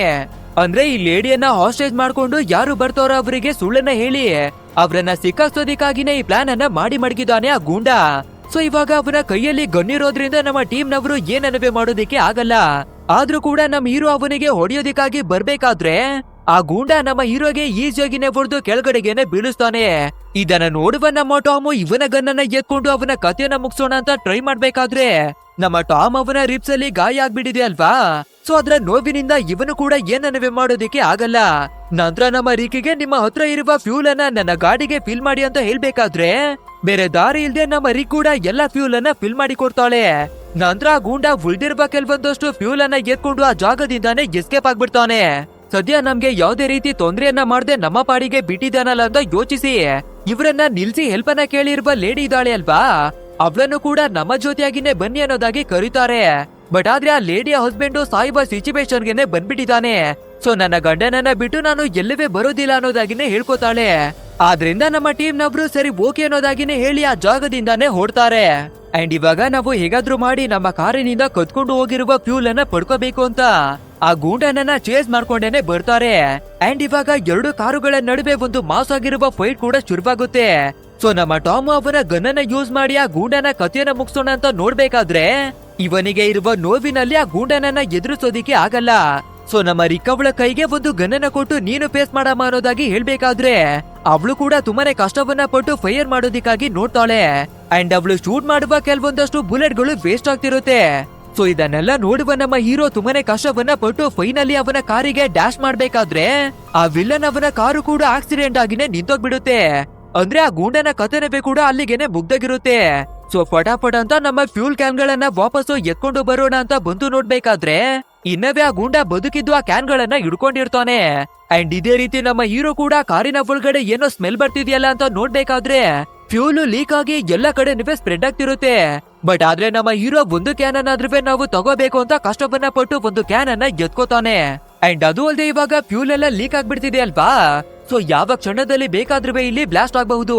ಸೊ ಆದಷ್ಟು ಬೇಗ ನಮ್ಮ ರಿಕಿ ಅವಳನ್ನ ದೂರ ಹೋಗೋದಿಕ್ಕಾಗಿ ಹೇಳಿ ಇವನುವೇ ಆ ಜಾಗದಿಂದಾನೇ ಸ್ವಲ್ಪ ದೂರಕ್ಕೆ ಓಡಿ ಬರ್ಬೇಕಾದ್ರೆ ಪಟ್ ಅಂತ ಆ ಕಾರ್ ಕೂಡ ಬ್ಲಾಸ್ಟ್ ಆಗ್ಬಿಡುತ್ತೆ. ಅಂದ್ರೆ ಇಬ್ರು ಒಂದು ಸೆಕೆಂಡ್ ಕೂಡ ಲೇಟ್ ಅನ್ನ ಮಾಡಿದ್ರೆ ಇವರುವೇ ಕೂಡ ಬ್ಲಾಸ್ಟ್ ಆಗ್ಬಿಡ್ತಿದ್ರು. ಸೊ ಇವಾಗ ಹೇಗೋ ನಾವು ಬದ್ಕೊಳಿದ್ವಲ್ಲ ಅಂತ ಮತ್ತೆ ಇವರ ಕಾರನ್ನ ಸ್ಟಾರ್ಟ್ ಮಾಡ್ಕೊಂಡು ಆ ಜಾಗದಿಂದ ಹೊರಟು ಬರ್ತಾರೆ. ಈ ರೀತಿ ಬರ್ತಿರ್ಬೇಕಾದ್ರೆ ನಮ್ಮ ರಿಕಿಗೆ ಇವಾಗ ನಡೆದಿರುವ ಘಟನೆಯನ್ನ ನಂಬೋದಿಕ್ಕೇನೆ ಆಗ್ತಿಲ್ಲ. ಸೊ ಕಾರನ್ನ ನಿಲ್ಸಿ ಇವರ ಜೊತೆ ಜಗಳ ಮಾಡೋದಿಕ್ಕಾಗಿ ಶುರು ಮಾಡ್ಕೋತಾಳೆ. ನಾವು ಬುಲೆಟ್ ಅನ್ನ ಫೈರ್ ಮಾಡಿಲ್ಲ ಅಂದಿದ್ರೆ ಆ ವ್ಯಕ್ತಿಯ ಹಿಂದೆ ಬಿದ್ದಿರ್ಲಿಲ್ಲ ಅಂದಿದ್ರೆ ಅವನ ಪ್ರಾಣ ಹೋಗ್ತಿರ್ಲಿಲ್ಲ, ಬದುಕಿರ್ತಿದ್ದ ಅನ್ನೋದಾಗಿನೇ ಹೇಳ್ಕೋತಾಳೆ. ಬಟ್ ಆದ್ರೆ ನಮ್ಮ ಹೀರೋ ನಿಧಾನವಾಗಿ ಅರ್ಥ ಮಾಡ್ಸೋದಿಕ್ಕೆ ಟ್ರೈ ಮಾಡ್ತಾನೆ. ಒಂದ್ ವೇಳೆ ನಾವು ಅವನ ಕಥೆಯನ್ನ ಮುಗಿಸಿರ್ಲಿಲ್ಲ ಅಂದಿದ್ರೆ ಅವನು ನಮ್ಮ ಕಥೆಯನ್ನ ಮುಗಿಸ್ತಿದ್ದ ಅಲ್ವಾ. ಸೊ ಇವಾಗ ನಮ್ಮ ಪ್ರಾಣವನ್ನ ಕಾಪಾಡ್ಕೊಳ್ಳೋದಿಕ್ಕೆ ನಾವ್ ಈ ರೀತಿ ಮಾಡ್ಲೇಬೇಕಿತ್ತು ಅನ್ನೋದಾಗಿ ಹೇಳ್ಬೇಕಾದ್ರೆ ಅದು ಏನಾದ್ರೂ ಆಗಿರ್ಲಿ, ನನ್ಗೆ 5 ನಿಮಿಷ ಟೈಮ್ ಅನ್ನ ಕೊಡಿ ಅನ್ನೋದಾಗಿನೇ ಕೇಳ್ತಾಳೆ. ಸರಿ ಓಕೆ ಅಂತ ನಮ್ಮ ಹೀರೋ ಕೂಡ ಕೂಲ್ ಆಗೋದಿಕ್ಕೆ ಅವಳ ಪಾಡಿಗೆ ಅವಳನ್ನ ಬಿಡ್ತಾನೆ. ಅಂಡ್ ಇದೇ ರೀತಿ ಇವ್ರೂ ಕೂಡ ಸ್ವಲ್ಪ ಹೊತ್ತು ರೆಸ್ಟ್ ಅನ್ನ ತಗೋಬೇಕಾದ್ರೆ ಮಾರ್ನಿಂಗ್ ಕೂಡ ಆಗಿ ಸೂರ್ಯ ಕೂಡ ಬಂದ್ಬಿಡ್ತಾ ಇದ್ದಾನೆ. ಬಟ್ ಆದ್ರೆ ರಿಲ್ಯಾಕ್ಸ್ ಆಗೋದಿಕ್ಕೆ ಟೈಮ್ ಅನ್ನ ಕೇಳಿದ ರೀಕು ಇನ್ನವೇ ವಾಪಸ್ ಬಂದಿಲ್ಲ. ಸೊ ಎಲ್ಲೇ ಹುಡುಕಿದ್ರುವೆ ಯಾವ ಕಡೆ ಕೂಗಿದ್ರುವೆ ಕೂಡ ರೆಸ್ಪಾನ್ಸ್ ಏನೇ ಬರ್ತಿಲ್ಲ.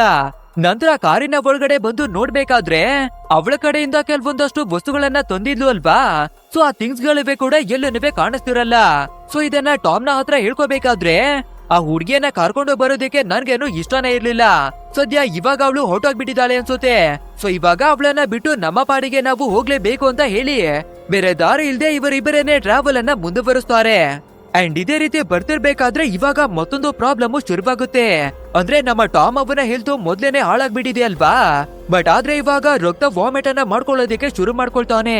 ಅಂಡ್ ಇದನ್ನ ನೋಡುವ ನಮ್ಮ ಹೀರೋ ಅವರು ರಿಲ್ಯಾಕ್ಸ್ ಅನ್ನ ಮಾಡ್ಲಿ ಅಂತ ಒಂದು ಚಿಕ್ಕ ಹಳ್ಳಿ ಕ್ರಾಶ್ ಆಗಿ ಡೆಮಾಲಿಶ್ ಆಗ್ಬಿಟ್ಟಿದೆ ಅನ್ಸುತ್ತೆ. ಸೊ ಅದೇ ಜಾಗಕ್ಕಾಗಿನೇ ಕಾರನ್ನ ತಂದು ನಿಲ್ಲಿಸ್ತಾನೆ. ನಂತರ ನಮಗೆ ಬೇಕಾಗುವ ವಸ್ತುಗಳು ಈ ಜಾಗದಲ್ಲಿ ಸಿಗಬಹುದು ಅನ್ಸುತ್ತೆ ಅಂತ ಆ ಜಾಗಕ್ಕೆ ಬಂದು ಏನಾದ್ರೂ ಸಿಗುತ್ತಾ ಅನ್ನೋದಾಗಿನೇ ನೋಡ್ತಿರ್ತಾನೆ. ಅಂಡ್ ಇಲ್ಲಿ ಇರ್ತಾ ಇರುವ ಎಲ್ಲ ವಸ್ತುಗಳಿವೆ ಕೂಡ ಡೆಮಾಲಿಶ್ ಆಗಿನೇ ಧ್ವಂಸವಾಗಿದ್ದಾವೆ. ಸೊ ಇದೇ ಜಾಗದಲ್ಲಿ ಹುಡುಕಿ ನೋಡ್ಬೇಕಾದ್ರೆ ಫೈನಲಿ ಪೆಟ್ರೋಲ್ ಇರುವ ಒಂದು ಕ್ಯಾನ್ ಕೂಡ ಸಿಗುತ್ತೆ. ಅಂಡ್ ಅದನ್ನ ಎತ್ಕೊಂಡು ವಾಪಸ್ಸು ಕಾರಿನ ಹತ್ರವಾಗಿ ಬಂದು ನೋಡ್ಬೇಕಾದ್ರೆ ನಮ್ಮ ಟಾಮ್ ಅವನು ಉಸಿರಾಡೋದಿಕ್ಕೆ ಆಗದೆ ತುಂಬಾನೇ ಪ್ರಾಬ್ಲಮ್ ಅನ್ನ ಪಡ್ತಿರ್ತಾನೆ. ಮೇ ಬಿ ಇವನ ರಿಪ್ಸ್ ನ ಪೀಸು ಲಂಗ್ಸ್ ನ ಒಳಗಡೆಗೆ ಸಿಕ್ಕಾಕೊಂಡಿದೆ ಅನ್ಸುತ್ತೆ. ಸೊ ಅದೇ ಕಾರಣಕ್ಕೆ ನಮ್ಮ ಟಾಮು ಉಸಿರಾಡೋದಕ್ಕೆ ಆಗ್ತಿಲ್ಲ ಅಂತ ತಿಳ್ಕೊಂಡು ಒಂದು ಇಂಜೆಕ್ಷನ್ ರೀತಿ ಇರುವ ವಸ್ತುವನ್ನ ಬಳಸ್ಕೊಂಡು ಲಂಗ್ಸ್ ನ ಹತ್ರ ಒಂದು ಹೋಲ್ ಅನ್ನ ಮಾಡ್ತಾನೆ. ಅಂಡ್ ಆ ರೀತಿ ಹೋಲ್ ಅನ್ನ ಮಾಡಿ ಪ್ರೆಷರ್ ಅನ್ನ ಹೊರಗಡೆ ಆಗ್ಬೇಕಾದ್ರೆ ಇವಾಗ ನಮ್ಮ ಟಾಮು ಬೆಟರ್ ಫೀಲ್ ಆಗಿ ಉಸಿರಾಡೋದಿಕ್ಕೆ ಶುರು ಮಾಡ್ತಾನೆ. ಅಂಡ್ ಇವಾಗ ಮತ್ತೆ ಇವರು ಕಾರನ್ನ ಹತ್ತಿ ಟ್ರಾವೆಲ್ ಅನ್ನ ಮುಂದುವರಿಸ್ತಾರೆ. ಆ ರೀತಿ ಬರ್ತಿರ್ಬೇಕಾದ್ರೆ ನಮ್ಮ ಟಾಮು ಒಂದ್ ವೇಳೆ ನನ್ಗೆ ಏನಾದ್ರೂ ಆಗ್ಬಿಟ್ರೆ ನನ್ನ ಮಗಳನ್ನ ಖಂಡಿತ ಕಾಪಾಡ್ತಿ ಅಲ್ವಾ ಅನ್ನೋದಾಗಿ ಕೇಳ್ತಾನೆ. ಅದು ಅಲ್ಲದೆ ನಮ್ಮ ಸಮಂತಾ ಪ್ರೆಗ್ನೆಂಟ್ ಆಗಿರುವ ವಿಷಯ ಕೂಡ ಇವನಿಗೆ ಗೊತ್ತಾಗಿದೆ. ಸೊ ಖಂಡಿತ ನಮ್ಮ ಹೀರೋ ಒಳ್ಳೆಯ ತಂದೆ ಆಗ್ತಾನೆ ಅನ್ನೋದಾಗಿನವೇ ಮಾತಾಡಿ ಇವರ ಜೀವನದ ಬಗ್ಗೆ ಒಂದಷ್ಟು ವಿಷಯಗಳನ್ನ ಶೇರ್ ಮಾಡ್ಕೋತಾರೆ. ಅಂದ್ರೆ ಫೈನಲ್ ಆಗಿ ನಮ್ಮ ಮಗಳಿಗೆ ಒಳ್ಳೆಯ ಗಂಡ ಇವನೇನೆ ಅಂತ ಡಿಸೈಡ್ ಅನ್ನ ಮಾಡಿದಾನೆ ನಮ್ಮ ಟಾಮ್. ಸರಿ ಓಕೆ, ನಾವು ಆದಷ್ಟು ಬೇಗ ನಮ್ಮ ಡೆಸ್ಟಿನೇಷನ್ ಅನ್ನ ರೀಚ್ ಆಗ್ಬೇಕು ಅಂತ ಟ್ರಾವೆಲ್ ಅನ್ನ ಮಾಡಿ ಬರ್ತಿರ್ತಾರೆ. ಅಂಡ್ ಅದೇ ರೀತಿ ಇವರು ಒಂದು ದೊಡ್ಡದಾದ ಬ್ರಿಡ್ಜ್ ಅನ್ನ ಕ್ರಾಸ್ ಮಾಡ್ಬೇಕಿರುತ್ತೆ. ಸರಿ ಓಕೆ ಅಂತ ಅದನ್ನ ಕ್ರಾಸ್ ಮಾಡೋದಿಕ್ಕೆ ನೋಡ್ಬೇಕಾದ್ರೆ ಆ ಬ್ರಿಡ್ಜ್ ನ ಮೇಲೆ ತುಂಬಾನೇ ಖಾಲಿ ಗಾಡಿಗಳನ್ನ ನಿಲ್ಸಿದ್ದಾರೆ. ಅಂಡ್ ಒಂದು ಜಾಗದಲ್ಲಿ ತುಂಬಾ ಗೂಂಡಗಳು ನಿಂತು ಇವರನ್ನ ಅಡ್ಡಲಾಕಿನೇ ನಿಂತಿದ್ದಾರೆ. ಸೊ ಇದನ್ನ ನೋಡುವ ನಮ್ಮ ಹೀರೋ ಹೊರಗಡೆಗಾಗಿನೇ ಬಂದು ದಯವಿಟ್ಟು ನಮ್ಗೆ ದಾರಿಯನ್ನ ಬಿಡಿ, ನನ್ನ ಫ್ರೆಂಡ್ ಅನ್ನ ಹಾಸ್ಪಿಟಲ್ಗೆ ಕರ್ಕೊಂಡು ಹೋಗ್ಬೇಕು, ಇಲ್ಲಾಂದ್ರೆ ಅವನು ತೀರೋಗ್ ಬಿಡ್ತಾನೆ ಅನ್ನೋದಾಗಿ ರಿಕ್ವೆಸ್ಟ್ ಅನ್ನ ಮಾಡ್ಕೋತಾನೆ. ಬಟ್ ಆದ್ರೆ ಆ ಗೂಂಡಗಳು ಬಿಡೋ ಹಾಗೆ ಕಾಣಿಸ್ತಾನೆ ಇಲ್ಲ, ಇವರ ಮೇಲೆ ಅಟ್ಯಾಕ್ ಮಾಡೋದಿಕ್ಕೆ ರೆಡಿಯಾಗಿದ್ದಾರೆ. ಸೊ ಇದನ್ನ ನೋಡುವ ನಮ್ಮ ಹೀರೋ ಇವನ ಕಾರನ್ನ ರಿವರ್ಸ್ ತಗೊಳ್ಳೋದಿಕ್ಕೆ ನೋಡ್ತಾನೆ. ಸೊ ಇದನ್ನ ನೋಡುವ ಬೈಕರ್ ಗೂಂಡಗಳಿವೆ ಕೂಡ ಇವರನ್ನ ಫಾಲೋ ಮಾಡಿ ಬರ್ತಿರ್ಬೇಕಾದ್ರೆ ನಮ್ ಹೀರೋ ಇವನ ಕಾರನ್ನ ಯಾವ ರೀತಿ ತಿರುಗಿಸ್ತಾನೆ ಅಂದ್ರೆ ಆ ಗೂಂಡಗಳು ಡ್ಯಾಶ್ ಅನ್ನ ಮಾಡ್ಕೊಂಡು ಅವರೇನೆ ದೂರವಾಗಿನೇ ಹೊರಟೋಗ್ಬಿಡ್ತಾರೆ. ಸರಿ ಓಕೆ ಅಂತ ನಮ್ಮ ಹೀರೋ ಕೂಡ ರಿವರ್ಸ್ ಅನ್ನ ತಗೊಂಡು ಆ ಬ್ರಿಡ್ಜ್ ಅನ್ನ ಕ್ರಾಸ್ ಮಾಡೋದಕ್ಕೇನೆ ಬರ್ತಾನೆ. ಬಟ್ ಆದ್ರೆ ಇನ್ನವೇ ಒಂದು ಟ್ರಕ್ ನಮ್ಮ ಹೀರೋವನ್ನ ತೊಡೆಯೋದಕ್ಕಾಗಿ ನಿಂತಿರುತ್ತೆ. ಆದ್ರೂ ಕೂಡ ನಮ್ಮ ಹೀರೋ ಗನ್ನು ಮತ್ತೆ ಕಾರು ಎರಡನ್ನವೇ ಬಳಸ್ಕೊಂಡು ಆ ಟ್ರಕ್ ಅವನು ಕನ್ಫ್ಯೂಷನ್ ಆಗಿ ಬೇರೆ ಕಡೆಗೆ ಕ್ರಾಶ್ ಅನ್ನ ಮಾಡೋ ಹಾಗೇನೆ ಮಾಡ್ತಾನೆ. ಅಂಡ್ ಅದೇ ಗ್ಯಾಪ್ ಅನ್ನ ಯೂಸ್ ಮಾಡ್ಕೊಂಡು ನಮ್ಮ ಹೀರೋ ಕೂಡ ಆ ಜಾಗದಿಂದ ಎಸ್ಕೇಪ್ ಆಗ್ಬಿಡ್ತಾನೆ. ಬಟ್ ಆದ್ರೆ ನಮ್ಮ ಟಾಮ್ಗೆ ಆಲ್ರೆಡಿ ತುಂಬಾನೇ ಹೆಲ್ತ್ ಇಶ್ಯೂ ಆಗ್ಬಿಟ್ಟಿದೆ ಅಲ್ವಾ. ಅಂಡ್ ಇವಾಗ ಬೇರೆ ಕಾರನ್ನ ಆ ಕಡೆ ಈ ಕಡೆ ಟ್ರಾವೆಲ್ ಅನ್ನ ಮಾಡಿರೋದ್ರಿಂದ ಫೈನಲಿ ಕಾರಿನ ಒಳಗಡೆನೆ ನಮ್ಮ ಟಾಮು ತೀರೋಗ್ಬಿಟ್ಟಿದ್ದಾನೆ. ನಂತರ ಇವಾಗ ನಮ್ಮ ಹೀರೋ ಫುಲ್ ಟೆನ್ಷನ್ ಆಗಿ ಏನನ್ನ ಮಾಡೋದು ತೀರೋಗ್ಬಿಟ್ರಲ್ಲ ಅಂತ ಗಾಬರಿಯನ್ನ ಪಟ್ಕೋತಾನೆ. ಬಟ್ ಆದ್ರೆ ಇವಾಗ ಏನ್ ಮಾಡೋದಕ್ಕೆ ಆಗಲ್ಲ ಅಲ್ವಾ. ಸೊ ನಮ್ಮ ಗಾಡಿಯನ್ನ ಸ್ಟಾಪ್ ಮಾಡದೆ ನಾವು ನಿರಂತರವಾಗಿ ಟ್ರಾವೆಲ್ ಮಾಡೋಣ ಅಂತ ಕಾರನ್ನ ಸ್ಟಾರ್ಟ್ ಮಾಡ್ಕೊಂಡು ನಾನ್ ಸ್ಟಾಪಬಲ್ ಆಗಿನೇ ಬರ್ತಿರ್ತಾನೆ. ಬಟ್ ಆದ್ರೆ ಮಧ್ಯರಾತ್ರಿಯ ಟೈಮ್ ನಲ್ಲಿ ಇವನ ಗಾಡಿ ಕೂಡ ಒಂದು ಸಿಚುವೇಶನ್ ಅಲ್ಲೇನೆ ಸ್ಟಾಪ್ ಆಗ್ಬಿಡುತ್ತೆ. ಸೊ ಎಷ್ಟೇ ಕಷ್ಟವನ್ನ ಪಟ್ಟಿರ್ಬೇಕು ಕೂಡ ಇವನ ಗಾಡಿ ಸ್ಟಾರ್ಟ್ ಏನೇ ಆಗ್ತಿರಲ್ಲ. ಆದ್ರಿಂದ ಇಲ್ಲಿಗೆ ಗಾಡಿಯ ಕತೆ ಮುಗಿತು ಅನ್ಸುತ್ತೆ. ಅದು ಅಲ್ಲದೆ ನಮ್ಮ ಸಮಂತಾ ಅವಳ ಫಾದರ್ ಆಗಿರುವ ಟಾಮು ತೀರೋಗ್ಬಿಟ್ಟಿದ್ದಾರೆ. ಸೊ ಇವರಿಗೆ ಅಂತಿಮ ಸಂಸ್ಕಾರವನ್ನ ಮಾಡ್ಲೇಬೇಕು ಅಂತ ಯೋಚನೆ ಮಾಡಿ ಇವನ ಹತ್ರ ಇರುವ ಪೆಟ್ರೋಲ್ ಅನ್ನ ಗಾಡಿ ಪೂರ್ತಿಯಾಗಿನೇ ಸುರಿದು ಅದಕ್ಕೆ ಬೆಂಕಿಯನ್ನೇ ಕಚ್ಚಿಸಿ ಕೊನೆಯದಾಗಿ ವಿದಾಯವನ್ನ ಹೇಳ್ತಾನೆ. ಅಂಡ್ ನೆಕ್ಸ್ಟ್ ಡೇ ಮಾರ್ನಿಂಗ್ ಆಗ್ಬೇಕಾದ್ರೆ ನಮ್ಮ ಹೀರೋ ಇವನಿಗೆ ಬೇಕಾಗಿರುವ ಕೆಲವು ವಸ್ತುಗಳನ್ನ ನೇತಾಕೊಂಡು ನಾರ್ಮಲ್ ಆಗಿ ನಡ್ಕೊಂಡೇನೆ ಇವನ ಟ್ರಾವೆಲ್ ಅನ್ನ ಮುಂದುವರಿಸ್ತಾ ಇದ್ದಾನೆ. ಸೊ ಒಂದು ಬೈಕು ಇವನ ಹತ್ರಕ್ಕಾಗಿ ಬರ್ಬೇಕಾದ್ರೆ ಹೆಲ್ಪ್ ಅನ್ನವೇ ಕೂಡ ಕೇಳ್ತಾನೆ. ಬಟ್ ಆದ್ರೆ ಆ ವ್ಯಕ್ತಿ ಇವನನ್ನ ನೋಡಿದ್ರವೇ ಕೂಡ ನೋಡ್ದಿರುವ ಹಾಗೆ ಇಗ್ನೋರ್ ಅನ್ನ ಮಾಡ್ಬಿಡ್ತಾನೆ. ಅಂಡ್ ಇದೇ ರೀತಿ ಯಾರ್ಯಾರು ಹೋಗ್ತಿರ್ತಾರೋ ಎಲ್ಲರ ಹತ್ರ ಲಿಫ್ಟ್ ಅನ್ನ ಕೇಳ್ತಿರ್ಬೇಕಾದ್ರೆ ಫೈನಲಿ ಒಂದು ಕಾರಿನವರು ನಮ್ಮ ಹೀರೋವನ್ನ ನೋಡಿ ಲಿಫ್ಟ್ ಅನ್ನ ಕೊಡೋದಿಕ್ಕಾಗಿ ನಿಲ್ಲಿಸ್ತಾರೆ. ಬಟ್ ಆದ್ರೆ ನಮ್ಮ ಹೀರೋಗೆ ಲಿಫ್ಟ್ ಅನ್ನ ಕೊಡೋದಕ್ಕಿಂತ ಮುಂಚೆ ಅವನ ಹತ್ರ ಇರುವ ಗನ್ ಅನ್ನ ಅವರ ವಶಕ್ಕೇನೆ ತಗೋತಾರೆ. ಆ ನಂತರ ಫ್ಯಾಮಿಲಿ ಅವರು ನಮ್ಮ ಹೀರೋವನ್ನ ಕಾರಿನ ಒಳಗಡೆ ಕೂರಿಸ್ಕೊಂಡೇನೆ ಬರ್ತಾರೆ. ಆಕ್ಚುಲ್ ಆಗಿ ಫ್ಯಾಮಿಲಿಯ ಬಗ್ಗೆ ಹೇಳ್ಬೇಕು ಅಂದ್ರೆ ಈ ಫ್ಯಾಮಿಲಿ ಅವರು ಇದೇ ಜಾಗದಲ್ಲಿ ಸರ್ವೈವ್ ಅನ್ನ ಮಾಡಿ ಬರ್ತಿರೋರು. ಬಟ್ ಆದ್ರೆ ಇವಾಗ ತಿನ್ನೋದಿಕ್ಕೆ ಫುಡ್ಡಿಗೆ ತುಂಬಾನೇ ಪ್ರಾಬ್ಲಮ್ ಆಗ್ಬಿಟ್ಟಿರೋದ್ರಿಂದ ಈ ಸಿಟಿ ಒಳಗಡೆ ಫುಡ್ ಏನಾದ್ರೂ ಸಿಗುತ್ತಾ ಅನ್ನೋದಾಗಿನೇ ಹುಡುಕಿ ಬರ್ತಿದ್ದಾರೆ. ಸೊ ಈ ವಿಷಯವನ್ನ ಕೇಳ್ಬೇಕಾದ್ರೆ ನಮ್ಮ ಹೀರೋಗೆ ಒಂದು ಐಡಿಯಾ ಬರುತ್ತೆ. ಅಂದ್ರೆ ನಮ್ಮ ಹೀರೋವಿನ ಫಾದರ್ ನ ಮನೆ ಸ್ವಲ್ಪ ದೂರದಲ್ಲೇ ಇರ್ತಿದೆ. ಸೊ ಈ ಫ್ಯಾಮಿಲಿ ಅವರನ್ನ ಸೀದಾ ಅದೇ ಜಾಗಕ್ಕಾಗಿನೇ ಕರ್ಕೊಂಡು ಬರ್ತಾನೆ. ನೋಡಿ, ಇದು ನನ್ನ ಫಾದರ್ ಅವರ ಮನೆನೇ. ಸೊ ನಿಮ್ಗೆ ಯಾವ ವಸ್ತು ಬೇಕಂದ್ರೆ ಕೂಡ ನೀವು ನೆಮ್ಮದಿಯಾಗಿ ತಗೊಳ್ಬಹುದು. ಬಟ್ ಆದ್ರೆ ನಿಮ್ಮ ಕಾರು ಮತ್ತೆ ನನ್ನ ಗನ್ನು ಎರಡನ್ನವೇ ಕೊಟ್ರೆ ನಿಮ್ಗೆ ಬೇಕಾದ ಯಾವ ವಸ್ತುವನ್ನಾದ್ರೂ ತಗೊಳ್ಬಹುದು ಅನ್ನೋದಾಗಿ ಹೇಳ್ತಾನೆ. ಸೊ ಆ ಫ್ಯಾಮಿಲಿ ಅವರಿಗೆ ಕೂಡ ಈ ಆಫರ್ ಓಕೆ ಆಗಿ ಗನ್ನು ಮತ್ತೆ ಅವರ ಕಾರು ಎರಡನ್ನವೇ ಕೂಡ ಕೊಟ್ಟು ಕಳಿಸ್ತಾರೆ. ಅಂಡ್ ಇವಾಗ ನಮ್ಮ ಹೀರೋ ಕೂಡ ತುಂಬಾನೇ ಕಷ್ಟವನ್ನ ಪಟ್ಟು ಟ್ರಾವೆಲ್ ಅನ್ನವೇ ಮಾಡಿ ಫೈನಲಿ ಇವನು ತಲುಪಬೇಕಾದ ಸಿಟಿ ಒಳಗಡೆಗಾಗಿನೇ ಬಂದು ತಲುಪ್ತಾನೆ. ಅದೇ ಓಪನಿಂಗ್ ಸೀನ್ ನಲ್ಲಿ ಒಂದು ಸಿಟಿ ಒಳಗಡೆ ಬಂದು ಅವನ ಹೆಂಡತಿಯನ್ನ ಹುಡುಕ್ತಿದ್ದ ಅಲ್ವಾ. ಸೊ ಇವಾಗ ಅದೇ ಜಾಗಕ್ಕಾಗಿನೇ ಬಂದು ತಲುಪಿದಾನೆ. ಅಂಡ್ ಫ್ಲಾಟ್ ನ ಒಳಗಡೆ ಬಂದು ನಮ್ಮ ಸಮಂತಾ ಅವಳು ಕೊಟ್ಟಿರುವ ಒಂದು ಮೆಸೇಜ್ ಅನ್ನ ನೋಡ್ಬೇಕಾದ್ರೆ ನಾವಿವಾಗ ಅದೇ ಲೊಕೇಶನ್ ಅನ್ನ ಹುಡುಕಿ ಆ ಜಾಗಕ್ಕಾಗಿನೇ ಹೋಗ್ಬೇಕು ಅಂತ ಡಿಸೈಡ್ ಅನ್ನ ಮಾಡಿ ಬರ್ತಾನೆ. ಅಂಡ್ ಅದೇ ರೀತಿ ಟ್ರಾವೆಲ್ ಅನ್ನ ಮಾಡಿ ಫೈನಲಿ ಆ ಲೊಕೇಶನ್ಗೆ ಬರ್ಬೇಕಾದ್ರೆ ಜೆರೆಮಿ ಅನ್ನುವ ಮತ್ತೊಂದು ವ್ಯಕ್ತಿ ಗನ್ನನ್ನ ಹಿಡ್ಕೊಂಡು ನಮ್ಮ ಹೀರೋವಿನ ಹತ್ರಕ್ಕೇನೆ ಬರ್ತಾನೆ. ಯಾರು ನೀನು ಇಲ್ಲಿಗೇನು ಬರ್ತಾ ಇದ್ಯಾ, ವಾಪಸ್ ಹೋಗ್ಬಿಡು ಅಂತ ಗನ್ನನ್ನ ತೋರಿಸ್ಬೇಕಾದ್ರೆ ಸದ್ಯ ಸರಿಯಾದ ಟೈಮಿಗೆ ನಮ್ಮ ಸಮಂತಾನೆ ಮುಂದಕ್ಕಾಗಿನೇ ಬಂದು ಆ ವ್ಯಕ್ತಿಯನ್ನ ತಡೆದು ನಮ್ಮ ಹೀರೋವನ್ನ ಬಂದು ತಪ್ಕೋತಾಳೆ. ಅಂಡ್ ಎಲ್ಲನೂ ಸ್ವಲ್ಪ ನಾರ್ಮಲ್ ಆಗ್ಬೇಕಾದ್ರೆ ನಮ್ಮ ಹೀರೋ ಕೂಡ ಟಾಮ್ ನ ಬಗ್ಗೆ ಎಲ್ಲ ವಿಷಯಗಳನ್ನುವೇ ಹೇಳ್ಕೊತಾಳೆ. ಅಂಡ್ ನಾನು ಇವಾಗ ನಿನ್ನ ಕಣ್ಣ ಮುಂದೆ ಬಂದು ನಿಂತಿದ್ದೀನಿ ಅಂದ್ರೆ ಇದಕ್ಕೆ ಕಾರಣನೇ ನಿನ್ನ ಫಾದರು. ಸೊ ಅವರು ಅವರನ್ನ ಸ್ಯಾಕ್ರಿಫೈಸ್ ಅನ್ನ ಮಾಡ್ಕೊಂಡು ಇಲ್ಲಿವರೆಗೂ ಕಳ್ಸಿದ್ದಾರೆ ಅನ್ನೋದಾಗಿ ನಮ್ಮ ಹೀರೋ ಎಲ್ಲ ವಿಷಯವನ್ನುವೇ ಹೇಳ್ಕೊತಾನೆ. ನಂತರ ಎಲ್ಲರೂ ಮಲಗಿ ನಿದ್ರೆಯನ್ನ ಮಾಡ್ತಿರ್ಬೇಕಾದ್ರೆ ಮಧ್ಯರಾತ್ರಿಯಲ್ಲಿ ನಮ್ಮ ಹೀರೋವಿಗೆ ಎಚ್ಚರಿಯಾಗುತ್ತೆ. ಸರಿ ಓಕೆ, ಹೊರಗಡೆ ಆದ್ರೂ ಹೋಗಿ ಫ್ರೆಶ್ ಗಾಳಿಯನ್ನ ತಗೊಳ್ಳೋಣ ಅಂತ ನೋಡ್ಬೇಕಾದ್ರೆ ಒಂದು ಜಾಗದಲ್ಲಿ ಬೆಂಕಿಯನ್ನ ಕಚ್ಚಿಸಿ ನಮ್ಮ ಸಮಾಂತಾ ಮತ್ತೆ ಜೇರಮು ಇಬ್ಬರವೇ ಕುಳಿತು ಯಾವ್ದೋ ವಿಷಯದ ಬಗ್ಗೆ ಮಾತಾಡ್ತಿರ್ತಾರೆ. ಸೊ ನಮ್ಮ ಹೀರೋ ಕೂಡ ಅವರ ಹತ್ರಕ್ಕಾಗಿನೇ ಬಂದು ಸ್ವಲ್ಪ ಹೊತ್ತು ಟೈಮ್ ಅನ್ನ ಸ್ಪೆಂಡ್ ಮಾಡ್ತಾನೆ. ಅಂಡ್ ಇವಾಗ ನಮ್ಮ ಹೀರೋ ಕೂಡ ಈ ಜಾಗದಲ್ಲಿ ಏನಾಗಿದೆ ಅಂತ ಎಲ್ಲದ್ರ ಬಗ್ಗೆ ಡಿಸ್ಕಸ್ ಅನ್ನ ಮಾಡ್ತಾನೆ. ಅಂದ್ರೆ ಇಲ್ಲಿ ದೊಡ್ಡ ಭೂಕಂಪವಾಗಿ ಸಿಟಿ ಎಲ್ಲ ನಾಶವಾಗ್ಬಿಟ್ಟಿರೋದು ಅನ್ನೋದಾಗಿ. ಸೊ ಇದ್ರ ಕಾರಣದಿಂದ ಎಲ್ಲ ನೆಟ್ವರ್ಕ್ ಸಿಗ್ನಲ್ ಎಲ್ಲನೂ ಶಟ್ ಡೌನ್ ಆಗ್ಬಿಟ್ಟಿದೆ ಅಂತ ಹೇಳ್ಕೊತಾನೆ. ಬಟ್ ಆದ್ರೆ ಆ ಜೇರೋಮ್ ಅನ್ನುವ ವ್ಯಕ್ತಿ ಇದನ್ನ ನಂಬೋದಿಕ್ಕೆ ರೆಡಿ ಇಲ್ಲ. ಯಾಕಂದ್ರೆ ಎದುರಾಳಿ ದೇಶದವರು ಇಲ್ಲಿಗೆ ಬಂದು ದಾಳಿಯನ್ನ ಮಾಡಿರಬಹುದು. ಸೊ ಅದೇ ಕಾರಣಕ್ಕೆ ಇಂಥ ಸಿಚುವೇಶನ್ ಬಂದಿದೆ ಅನ್ನೋದಾಗಿ ಹೇಳ್ಕೊತಾನೆ. ಅಂಡ್ ಅದು ಅಲ್ಲದೆ ಒಂದು ದೊಡ್ಡ ನ್ಯೂಕ್ಲಿಯರ್ ವೆಪನ್ ಅನ್ನ ಇಲ್ಲಿಗೆ ಹಾಕಿರಬಹುದು ಅನ್ಸುತ್ತೆ. ಸೊ ಅದೇ ಕಾರಣಕ್ಕೆ ನಮ್ಮ ಸಿಟಿ ಇಷ್ಟೊಂದು ಧ್ವಂಸವಾಗಿದೆ ಅನ್ನೋದಾಗಿನೇ ಹೇಳ್ತಿರ್ತಾನೆ. ಬಟ್ ಆದ್ರೆ ನಮ್ಮ ಹೀರೋ ಕೂಡ ಈ ವಿಷಯವನ್ನ ನಂಬೋದಿಕ್ಕೆ ರೆಡಿ ಇಲ್ಲ. ಯಾಕಂದ್ರೆ ನಮ್ಮ ಹೀರೋ ಬಂದಿರೋದೇ ಹೊರಗಡೆಯಿಂದ ಅಲ್ವಾ. ಸೊ ಆ ರೀತಿ ಏನಾದ್ರೂ ಯಾರಾದ್ರೂ ನ್ಯೂಕ್ಲಿಯರ್ ವೆಪನ್ ಅನ್ನ ಹಾಕಿದ್ರೆ ರೇಡಿಯೇಷನ್ ನ ಕಾರಣದಿಂದ ಇವನವೇ ಕೂಡ ತೀರೋಗ್ ಬಿಡ್ಬೇಕಿತ್ತು. ಸೊ ಇದು ಯಾವುದೇ ವಾರ್ ಎಲ್ಲ ಬದಲಾಗಿ ಭೂಕಂಪದ ಕಾರಣ ಅನ್ನೋದಾಗಿನೇ ಹೇಳ್ತಾನೆ. ಸೊ ಇಬ್ಬರ ನಡುವೆ ಈ ವಿಷಯವನ್ನ ಇಟ್ಟು ವಾದ ನಡೀತಿರ್ಬೇಕಾದ್ರೆ ಆ ಜೇರೋಮ್ ಅನ್ನುವ ವ್ಯಕ್ತಿ ಕೋಪವನ್ನ ಮಾಡ್ಕೊಂಡು ಎದ್ದೋಗ್ಬಿಡ್ತಾನೆ. ನಂತರ ಇವಾಗ ನಮ್ಮ ಸಮಾಂತಾ ಮತ್ತೆ ವಿಲ್ಲು ಇಬ್ಬರವೇ ತುಂಬಾ ದಿನಗಳಿಂದ ದೂರ ಇದ್ರು ಅಲ್ವಾ. ಅದು ಅಲ್ಲದೆ ನಾವು ಮತ್ತೆ ಭೇಟಿ ಆಗ್ತೀವೋ ಇಲ್ವೋ ಅನ್ನುವ ನಂಬಿಕೆ ಕೂಡ ಇದ್ದಿರಲ್ಲ. ಆದ್ರಿಂದ ಇವಾಗ ಇಬ್ಬರ ನಡುವೆ ಪ್ರೀತಿ ಜಾಸ್ತಿಯಾಗಿ ಕ್ಲೋಸ್ ಆಗ್ಬಿಡ್ತಾರೆ. ಬಟ್ ಆದ್ರೆ ಹೊರಗಡೆಯಿಂದ ಏನೋ ವಿಚಿತ್ರವಾದ ಶಬ್ದ ಬರ್ತಿದ್ಯಲ್ಲ ಅಂತ ನಮ್ಮ ಹೀರೋ ಇಣುಕಿ ನೋಡ್ಬೇಕಾದ್ರೆ ಆ ಜೇರೋಮ್ ಅನ್ನುವ ವ್ಯಕ್ತಿ ನಮ್ಮ ಕಾರಿನ ಹತ್ರಕ್ಕಾಗಿನೇ ಹೋಗಿ ಎಲ್ಲವನ್ನ ಚೆಕ್ ಮಾಡ್ತಾ ಇದ್ದಾನೆ. ಅಂಡ್ ಇದೇ ರೀತಿ ಮಾರ್ನಿಂಗ್ ಆಗ್ಬೇಕಾದ್ರೆ ಇನ್ನವೇ ಆ ಜೇರೋಮ್ ಇವರ ಕಾರನ್ನ ಚೆಕ್ ಮಾಡಿ ಬರ್ತಿದ್ದಾನೆ. ಸೊ ನಮ್ಮ ಹೀರೋ ನೀನು ಏನನ್ನ ಮಾಡ್ತಿದ್ಯಾ ಅಂತ ಕ್ವಶನ್ ಗಳನ್ನ ಕೇಳ್ಬೇಕಾದ್ರೆ ಅರೆ ಯಾರೋ ಇಲ್ಲಿ ಚಿಕ್ಕ ಮಕ್ಕಳು ಬಂದು ಸಿಕ್ಕೋಗ್ಬಿಟ್ಟಿದ್ರು ಅನ್ಸುತ್ತೆ. ಸೊ ಅವ್ರನ್ನ ಕಾಡಿನ ಕಡೆಗಾಗಿನೇ ಓಡ್ಸಿದೀನಿ ಅನ್ನೋದಾಗಿ ಹೇಳ್ಕೊತಾನೆ. ಬೇಕಿದ್ರೆ ಬಾ ಇಲ್ಲೇ ಎಲ್ಲೋ ಇರ್ತಾರೆ ತೋರಿಸ್ತೀನಿ ಅಂತ ನಮ್ಮ ಹೀರೋವನ್ನ ಕರ್ಕೊಂಡು ಕಾಡಿನ ಒಳಗಡೆನೆ ಬರ್ತಾನೆ. ಬಟ್ ಆದ್ರೆ ಆ ಕಾಡಿನ ಒಳಗಡೆ ಕಾಡು ಪ್ರಾಣಿಗಳನ್ನ ಬಿಟ್ಟು ಬೇರೆ ಏನವೇ ಕಾಣಿಸ್ತಿರಲ್ಲ. ಸೊ ಇದನ್ನ ನೋಡುವ ನಮ್ಮ ಹೀರೋಗೆ ಅರ್ಥವಾಗುತ್ತೆ ಈ ಜೇರೋಮೈನ ಹತ್ರ ಏನೋ ವಿಷಯ ಇದೆ ಅಂತ. ಸರಿ ಓಕೆ, ನಾನು ಸಮಾಂತಾ ಅವಳನ್ನ ಕರ್ಕೊಂಡು ಆದಷ್ಟು ಬೇಗ ಈ ಜಾಗದಿಂದಾನೇ ಓಡ್ತಾ ಇದ್ದೀನಿ. ಸೊ ನೀನುವೇ ಬರ್ತೀಯ ಅನ್ನೋದಾಗಿ ಆ ಜೇರೋಮನ್ನ ಕೇಳ್ಬೇಕಾದ್ರೆ ಸಮಾಂತಾ ಅವಳನ್ನ ನೀನು ಇಲ್ಲಿಂದ ಕರ್ಕೊಂಡು ಹೋಗೋದಿಕ್ಕೆ ಸಾಧ್ಯನೇ ಇಲ್ಲ ಅಂತ ಅವನು ಗನ್ನನ್ನ ತೆಗೆದು ನಮ್ಮ ಹೀರೋಗೆ ಶೂಟ್ ಮಾಡೋದಿಕ್ಕಾಗಿ ನೋಡ್ತಾನೆ. ಬಟ್ ಆದ್ರೆ ಅವನು ಶೂಟ್ ಮಾಡೋದಕ್ಕಿಂತ ಮುಂಚೆ ನಮ್ಮ ಹೀರೋನೇ ಶೂಟ್ ಅನ್ನ ಮಾಡಿ ಅವನ ಕತ್ತಿಯನ್ನ ಮುಗಿಸ್ತಾನೆ. ಅಂಡ್ ಇವಾಗ ಇದ್ದಕ್ಕಿದ್ದಾಗೆ ಒಂದು ದೊಡ್ಡ ಟ್ವಿಸ್ಟ್ ಬರುತ್ತೆ. ಅಂದ್ರೆ ಸಂಪೂರ್ಣವಾದ ವಾತಾವರಣನೇ ಬದಲಾಗಿ ಆಕಾಶದಲ್ಲಿ ದೊಡ್ಡ ದೊಡ್ಡ ಮೋಡಗಳು ಕ್ರಿಯೇಟ್ ಆಗೋದಿಕ್ಕೆ ಶುರುವಾಗುತ್ತೆ. ಸೊ ಇದನ್ನ ನೋಡುವ ನಮ್ಮ ಹೀರೋಗೆ ಅರ್ಥವಾಗುತ್ತೆ ಒಂದು ದೊಡ್ಡ ತೂಫಾನು ಬರ್ತಾ ಇದೆ ಅಂತ. ಸೊ ನಮ್ಮ ಸಮಾಂತಾ ಅವಳನ್ನ ಬೇಗನೆ ಕರೆದು ಕಾರಿನ ಒಳಗಡೆನೆ ಕೂರಿಸ್ಕೊಂಡು ಫಟ್ ಅಂತ ಆ ಜಾಗವನ್ನೇ ಬಿಟ್ಟು ಹೊರಗಡೆ ಬರೋದಕ್ಕಾಗಿನೇ ನೋಡ್ತಾರೆ. ಅಂಡ್ ಈ ರೀತಿ ಆ ಜಾಗದಿಂದ ಟ್ರಾವೆಲ್ ಅನ್ನ ಮಾಡಿ ಇವರು ಬರ್ತಿರ್ಬೇಕಾದ್ರೆ ಇವರ ಹಿಂದೆ ಒಂದು ದೊಡ್ಡದಾದ ತೂಫಾನೆ ಬರ್ತಿರೋದನ್ನ ತೋರಿಸ್ತಾರೆ. ಅಂಡ್ ಆ ತೂಫಾನು ಎಷ್ಟರ ಮಟ್ಟಿಗೆ ಇದೆ ಅಂದ್ರೆ ಸಂಪೂರ್ಣ ನಮ್ಮ ಭೂಮಿ ಗ್ರಹಣ ಇವಾಗ ಡೆಮಾಲಿಶ್ ಆಗುವ ಸಿಚುವೇಶನ್ ಗೆ ಬಂದಿದೆ ಅನ್ನಿಸ್ತಿರುತ್ತೆ. ಸೊ ಇಂಥ ಸಿಚುವೇಶನ್ ಅಲ್ಲಿ ಸಿಕ್ಕಾಕೊಂಡವ್ರು ಯಾರು ಕೂಡ ಬದುಕೋದಿಕ್ಕೆ ಸಾಧ್ಯನೇ ಇಲ್ಲ. ಸೊ ಆದ್ರೂ ಕೂಡ ನಮ್ಮ ಹೀರೋ ಮತ್ತೆ ಸಮಾಂತಾ ಆ ಜಾಗವನ್ನ ಬಿಟ್ಟು ಹೊರಗಡೆ ಬರೋದಿಕ್ಕೆ ಕಷ್ಟವನ್ನ ಪಡ್ತಾರೆ. ಅಂಡ್ ಇಲ್ಲಿಗೆ ನಮ್ಮ ಇವತ್ತಿನ ಸ್ಟೋರಿ ಕೂಡ ಎಂಡ್ ಆಗುತ್ತೆ. ಗೈಸ್, ಈ ಮೂವಿ ಹೇಗಿತ್ತು ಅಂತ ತಪ್ಪದೆ ನಮ್ಗೆ ಕಮೆಂಟ್ ಮೂಲಕ ತಿಳಿಸಿ. ಹಾಗೆ ವಿಡಿಯೋವೇನಾದ್ರೂ ಇಷ್ಟವಾಗಿದ್ರೆ ಒಂದು ಲೈಕ್ ಅನ್ನ ಕೊಟ್ಟು ಇಂಥದ್ದೇ ಅದ್ಭುತವಾದ ವಿಡಿಯೋವನ್ನ ನೋಡೋದಕ್ಕೆ ನಮ್ಮ ಚಾನೆಲ್ ಅನ್ನ ಸಬ್ಸ್ಕ್ರೈಬ್ ಮಾಡ್ಕೊಳ್ಳಿ. ಸರಿ ಓಕೆ, ಮುಂದಿನ ಒಂದು ಮಾಸ್ ಆಗಿರುವ ಮೂವಿಯಲ್ಲಿ ಮತ್ತೆ ಭೇಟಿ ಆಗೋಣ. So thanks for watching guys and take care of your self.